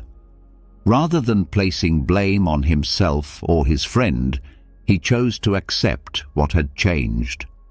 Sometimes, stepping back is the wisest and kindest choice. It doesn't mean erasing someone from your story. It means allowing space for both people to continue growing, even if it's apart. A gentle goodbye can often be more healing than trying to force a bond that no longer fits. Life is a constant state of change, and relationships reflect that too. The key lies in knowing when to hold on and when it's time to move forward. Treasure the beautiful moments you've shared, but don't be afraid to let that relationship become a cherished memory. Sometimes, letting go isn't just an act of compassion for someone else, it's a sign of self-respect. There's also wisdom in steering clear of those who endlessly complain about themselves. Have you ever felt like an emotional trash can, the kind of person others come to just to unload all their sadness, frustrations, and constant negativity? Everyone needs someone to lean on now and then. We all go through difficult seasons. But there's a big difference between sharing from a place of mutual empathy and simply dumping emotions without care. I once had a friend named Sarah, a former colleague who I was once very close to.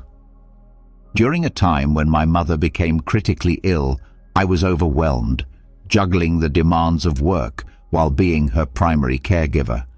It was one of the most emotionally and physically exhausting times in my life. Yet Sarah came to me almost daily, not to offer comfort or check in on me, but to complain. She went on and on about how much she hated her job, how her boss treated her poorly, how her husband never helped her at home. And, despite my own state of distress, She never once asked how I was holding up. I tried gently to shift the conversation and express some of what I was going through, but she always found a way to redirect things back to herself. Each time I interacted with her, I walked away feeling emotionally depleted, and at times even guilty that I couldn't be more available for her. The final straw came shortly after my mother had undergone major surgery. Sarah called me, not to ask how things went, but to complain that I hadn't replied to her messages quickly enough. That was the moment I realized something had to change. I told her honestly, "Sarah, I can't do this anymore. I have too much on my plate, and I need the people around me to understand that and offer some support." There was a long silence. After that, the distance between us grew naturally. It hurt, but I knew it was necessary to protect my own well-being. Not every complaint needs to be voiced to others, and no one should be treated as an emotional dumping ground. If someone isn't truly looking for support or resolution, but merely offloading their pain onto you, it's okay to set boundaries. Learn to listen with intention, not obligation. Make room in your life for people who see your heart, not just your ears. True connection is built on mutual care, and sometimes the kindest thing you can do is to stop expecting others to be more than they are and start being gentler with yourself. Another type of person to avoid is someone who treats promises casually or breaks them without a second thought. Have you ever waited for someone who never arrived, offering only a weak excuse or no explanation at all? That moment when you realize you're not a priority to someone stings deeply. A promise isn't just words. It's a sign of respect, trust, and commitment. What's truly painful is when someone not only fails to follow through, but also seems to forget they ever made a commitment in the first place. That kind of carelessness doesn't just chip away at trust. It makes you feel like an afterthought, as though your time and feelings don't matter. I remember a time when I was sitting at my favorite coffee shop, waiting for a friend we had planned to meet. At first, I assumed she was simply delayed by traffic or caught up with something urgent. But after waiting for an entire hour, I finally received a message from her. "Totally forgot we had plans today, sorry." That simple message hit harder than she might have realized. This wasn't the first time something like this had happened, and in that moment, I had to face the truth. Continuing to tolerate this behavior was only hurting me. I knew she wasn't intentionally trying to cause harm, but her lack of attention, her failure to honor her word, said more than any apology ever could. When a relationship starts feeling like a constant emotional weight, when respect and mutual commitment are no longer present, it's a sign that it's time to take a hard look at what that connection truly brings into your life. Self-respect sometimes requires letting go of relationships that no longer add value or nourishment to your well-being. Healthy relationships are not built on empty promises or casual indifference. Listen closely to your emotions. They often whisper the truth before your mind catches up. You deserve to be in relationships where your presence is appreciated, where both sides make the effort to uplift one another. If someone consistently fails to meet that standard, don't be afraid to walk away. Every time you say no to people who don't value or respect you, you're actually opening the door for healthier, more fulfilling relationships to enter. Never forget, you are not just worthy of love, but you are also entitled to respect, not just in words, but through genuine actions. Avoid people who always bring up the same worries. Have you ever noticed how, when some people express their concerns to you, it doesn't seem like they're really seeking a solution? Instead, they just want temporary comfort, a moment of relief from their own mental chaos. This isn't necessarily wrong. The need to share and feel understood is deeply human. But if you find yourself stuck in conversations with someone who keeps repeating the same complaints, never taking any steps toward change, or even brushing off your well-intentioned advice, then it may be time to consider what that pattern is doing to both of you. There was a time when I had a former colleague who often approached me just to vent about work. At first, I thought she simply needed a safe space to air out her frustrations, so I listened patiently and even went out of my way to offer clear, practical suggestions to help her make things better. But again and again, she dismissed the advice and circled right back to the same complaints in every single conversation. Over time, it became clear she wasn't truly interested in changing her situation. She only wanted someone to echo her worries, not challenge her to rise above them. Eventually, I took a different approach. I gently told her that I valued our connection, but I was starting to feel like we were stuck in an endless loop. I told her, "If you genuinely want to make things better, I'm here for you. But that first step has to come from you." She didn't respond well. Still, deep down, I knew I had done the right thing. Listening to others is a powerful expression of compassion. But when it's done without any movement toward resolution, it slowly depletes the emotional energy of everyone involved. If you truly care for someone, sometimes the kindest thing you can do is to speak truth, even if it's uncomfortable. Real friendships aren't built on surface-level comfort. They're grounded in honest support and mutual growth. Remember, kindness isn't just about being a soft shoulder. It's also about helping someone confront their own barriers, even when it means being firm. Avoid people who boast excessively. You've probably encountered someone who, no matter the topic, finds a way to steer the conversation back to their past accomplishments.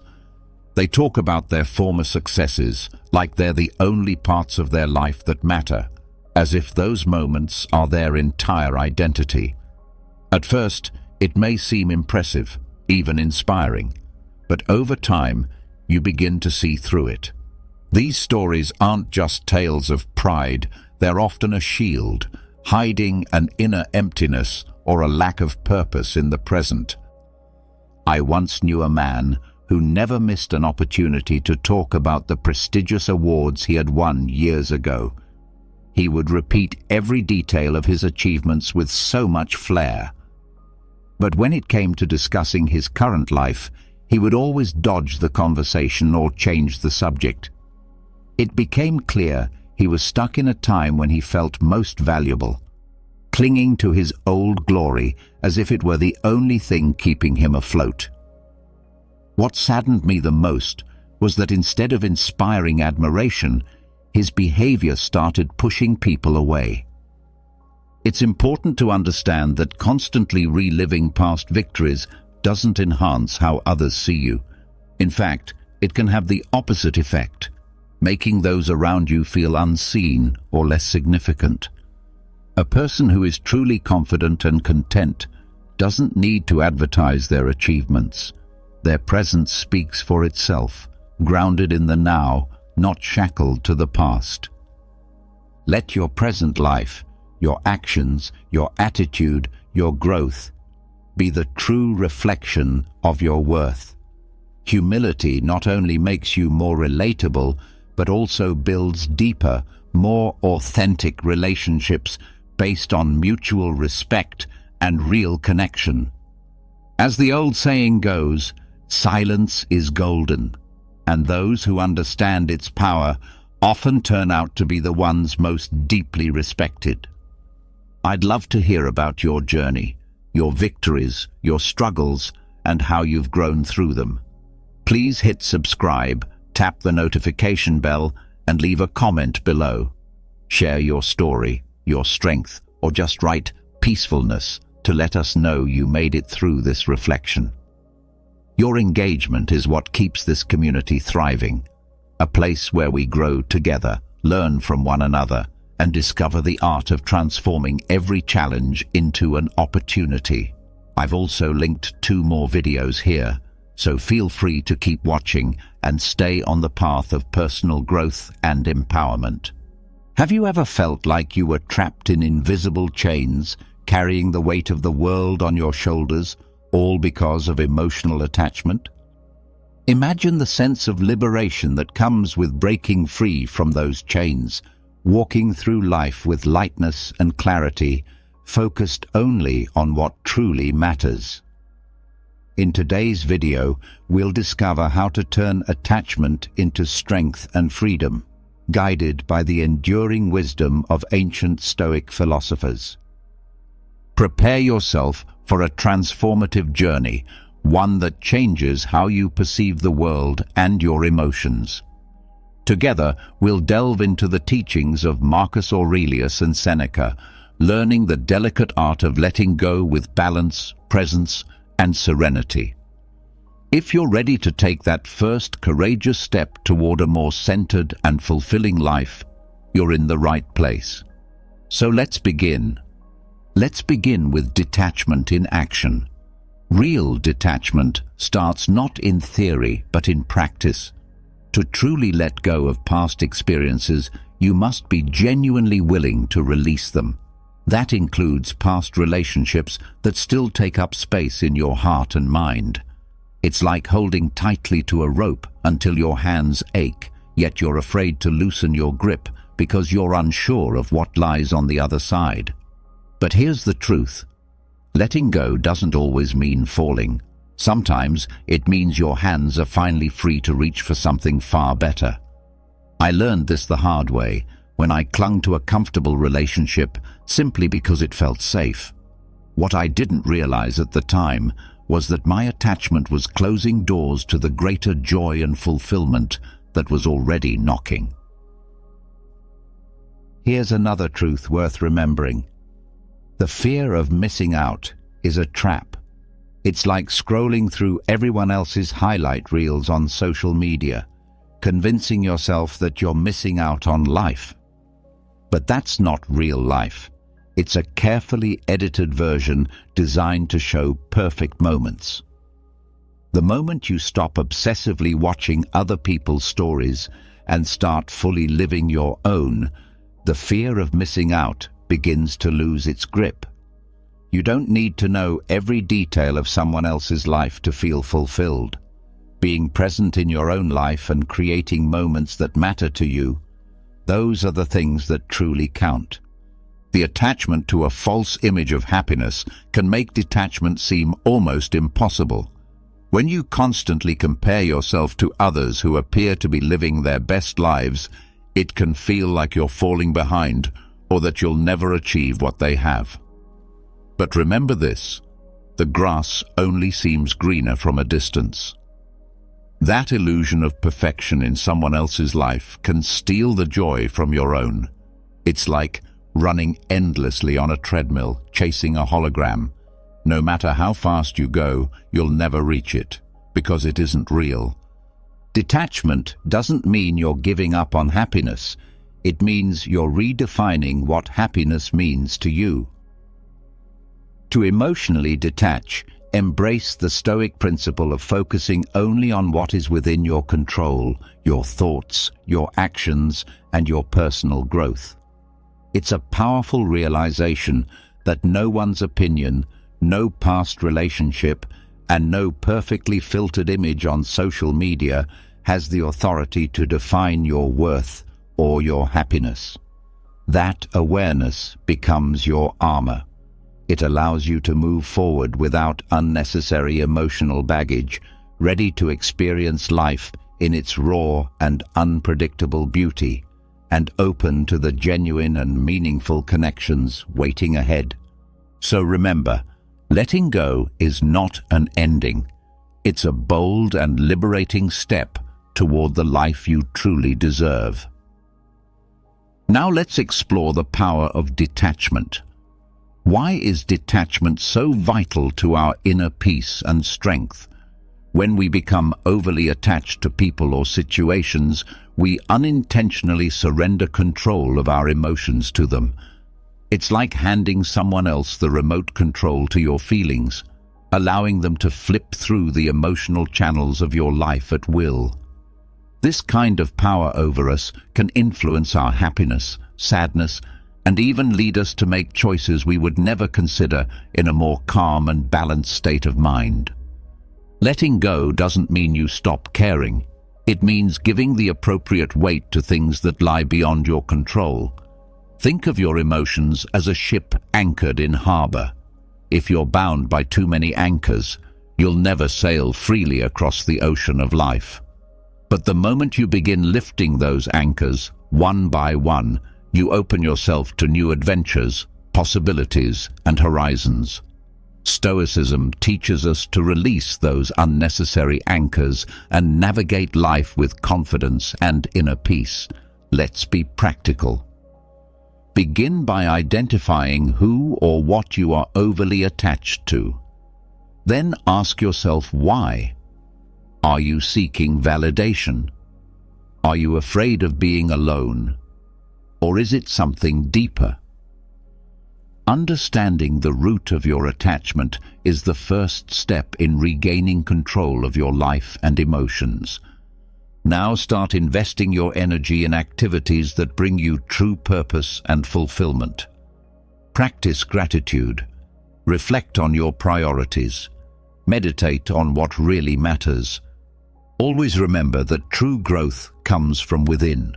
When you focus on your own development and inner well-being, the need for external approval naturally starts to fade. Detachment allows you to truly value your own progress and to find joy in your personal journey. Achievements begin to feel more fulfilling when we learn to find joy in the small, quiet moments. Over time, this mindset builds resilience, enabling us to face life's challenges with calm and confidence. Trusting in this journey of emotional detachment is not a one-time decision. It's an ongoing process. But with each emotional anchor we release, we move a step closer to freedom. Freedom from emotional dependence and toward true inner peace. Navigate the vast ocean of life with courage, knowing that you hold the power to shape your own destiny. Understanding attachment is crucial. When we become deeply attached to something, it's often our ego that's leading the way. At our core, however, we are beings made of love. Think about a newborn baby, pure, joyful, and untainted by the complexities of ego. But as we grow older, the ego begins to assert itself, filling our lives with attachments. These attachments, whether to people, outcomes, or ideals, can blur our judgment and pull us away from our essence, which is rooted in love. It's important to remember that attachment is an ego-driven game, the very opposite of love and inner wholeness. When we step back and look at our desires and relationships through this lens, we start to recognize the unnecessary weight they carry. Now picture a life lived from a space of love rather than ego, a life where you are not desperately clinging to outcomes, to people, or to a sense of status. Living from love allows you to believe in abundance. It helps you trust that what is meant for you will naturally make its way into your life. This isn't about wishful thinking. It's about having a deep-rooted belief in your own worth and abilities. This belief gives you the strength to let go, to see attachments for what they are, anchors that limit your potential and keep you from fully exploring the vastness of who you truly are. Begin by recognizing these anchors. See that the fear keeping you tied to them often stems from your ego's craving for safety and external validation. Then shift your perspective. Understand that your worth is not connected to any specific attachment. At your core, you are enough. This realization doesn't happen instantly. It requires ongoing effort, a conscious and deliberate practice of choosing inner peace over the need for approval. Embrace the idea of abundance. When you release the fear of losing something or someone, the universe has a way of filling your life with even greater gifts than those you let go of. Detachment does not mean that you stop caring. It means that you understand on a deeper level. It means staying true to your essence and allowing love, not fear, to guide you. The path to detachment is one of transformation. It's about peeling away the ego to uncover the resilient, loving soul that exists within. It's about moving through life with lightness, free from the emotional burdens of attachment and ready to welcome new blessings with open arms and an open heart. The illusion of the ego is powerful. Often, our ego convinces us that we're not enough or that others have something we lack.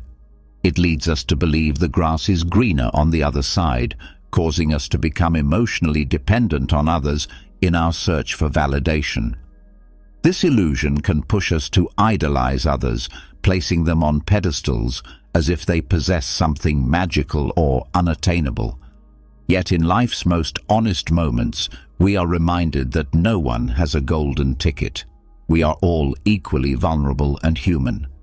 It's essential to confront this illusion and see it for what it really is, a mirage.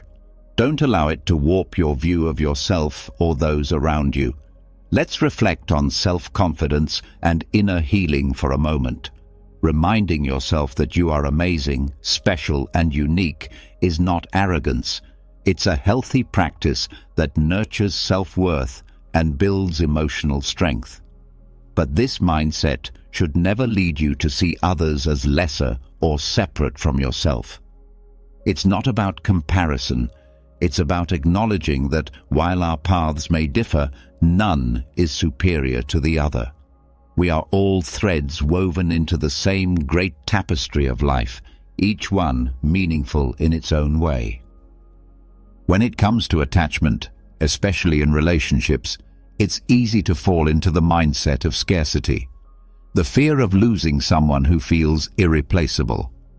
This fear is directly fueled by the ego, which feeds us narratives of lack and limitation. In truth, emotional detachment does not mean becoming cold or unfeeling. It means embracing the abundance of life and recognizing your own boundless capacity to love. It's about understanding that even if someone holds a special place in your heart, your sense of wholeness is not dependent on their presence. This realization brings freedom. It allows you to love more deeply, without fear, without clinging, and without desperation. It's a shift from attachment to appreciation. In harmony with Stoic philosophy, it is helpful to view everyone, including yourself, through a lens of equality. We all play roles in each other's lives, but no role is indispensable. Just as others impact our journey, we too contribute to theirs. But in the end, no one person holds the key to our inner peace. When we internalize this truth, we develop a deeper emotional strength, one that equips us to face life's uncertainties with grace. The Stoics taught us to focus on what lies within our control, our thoughts, our actions, and our will. By applying this mindset to our relationships and our attachments, we discover a path that leads to true peace and unwavering resilience. Let go of the illusions your ego creates and allow yourself to live from a place of clarity, love, and self-empowerment. This path connects deeply to the fifth way to happiness, a journey inward, asking a powerful question: where does true happiness come from? This question, when genuinely explored, can guide us away from unnecessary attachments and lead us into a space of emotional freedom. Understanding this idea is especially vital when we are faced with the difficulty of letting go of someone we once held dear. Letting go is not a moment, but a process, one that requires us to ground ourselves in the timeless wisdom of Stoicism.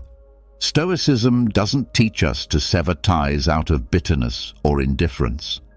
Instead, it calls us to realize that the most meaningful companionship we'll ever have is the one we cultivate with ourselves. Our true worth is not given to us by others. It is formed within through character and wisdom. The way we treat others reflects that inner foundation. It's easy to fall into the belief that our happiness is tethered to the presence of another person in our lives. We think our value rises with their approval and diminishes with their neglect. But this way of thinking binds us, shrinking our vast potential down to someone else's choices. It's like a bird forgetting its wings, believing it needs permission to fly. Now, imagine realizing that the sky has always been open. You were always meant to spread your wings on your own terms. This kind of self-sufficiency is deeply freeing. It teaches us that our worth doesn't rise or fall with the presence, absence, or opinions of others. Emotional detachment, then, isn't about pushing people away. It's about moving closer to ourselves. It's about redirecting our energy to personal growth, to becoming the fullest version of who we're meant to be. In doing so, we lift the weight of dependency. Think of it like growing a garden. You don't beg one flower to bloom, you nourish the soil, water the plants, and trust the natural process. By nurturing ourselves, we cultivate a garden that thrives, regardless of who enters or admires it. That inner cultivation becomes a resilient, independent, and deeply rewarding source of happiness. So, how do we walk this emotional path of detachment? It begins with the realization that you are whole, with or without someone's validation. Your journey is about exploring the vast landscape of your own inner sky. Learn to fall in love with the freedom that comes from flying solo. When you embrace the wisdom of Stoicism, you learn to focus only on what lies within your control, your thoughts, your actions, your growth. This doesn't mean closing off your heart or rejecting love and connection. It means emotionally grounding yourself in the stability of your own being. Remember, your self-worth isn't some incomplete puzzle waiting for someone else's piece. It's a masterpiece, already whole, yet open to receiving more beauty from the world around it. Let this be your empowering reminder. You've come this far, and that alone proves your courage and determination. The path of detachment is one of transformation, and with every step you reveal the depth of your inner strength. Each act of letting go is not a loss, it is a gain, a testimony to your ability to grow, to rise, and to evolve into your highest self. Never forget, you are the anchor of your own life. No one else holds the reins to your emotions or your destiny. By releasing attachments that no longer serve you, you open the door to fresh possibilities, new adventures, and an inner peace that few ever experience. You are worthy of a life filled with joy, purpose, and meaningful connection. When you apply these Stoic principles and embrace detachment, you are not just transforming your own experience, you are becoming a beacon for others. Your journey inspires those around you to walk their own path of growth. Never underestimate the influence you carry. You are wise, you are resilient, you are filled with limitless potential. Continue forward with confidence, knowing that true happiness and freedom are always within reach. If this message resonated with you, please support this journey. Like the video, subscribe to the channel for more inspiring content, and share this with those who may benefit from these powerful insights. We'd love to hear from you. Share your reflections and personal takeaways on emotional detachment in the comments below. Show your commitment to this path of growth by commenting with the phrase, "I'm ready to navigate freely." Your voice matters. Your journey matters. Let's keep creating content that empowers, heals, and uplifts. And always remember, real transformation begins within. Together, let's continue growing, step by step. Everything you desire is already waiting within you. You carry an unshakable spirit and a force that cannot be broken. Never stop believing in your power and your worth. Until next time, stay strong, stay centered, and keep shining your light.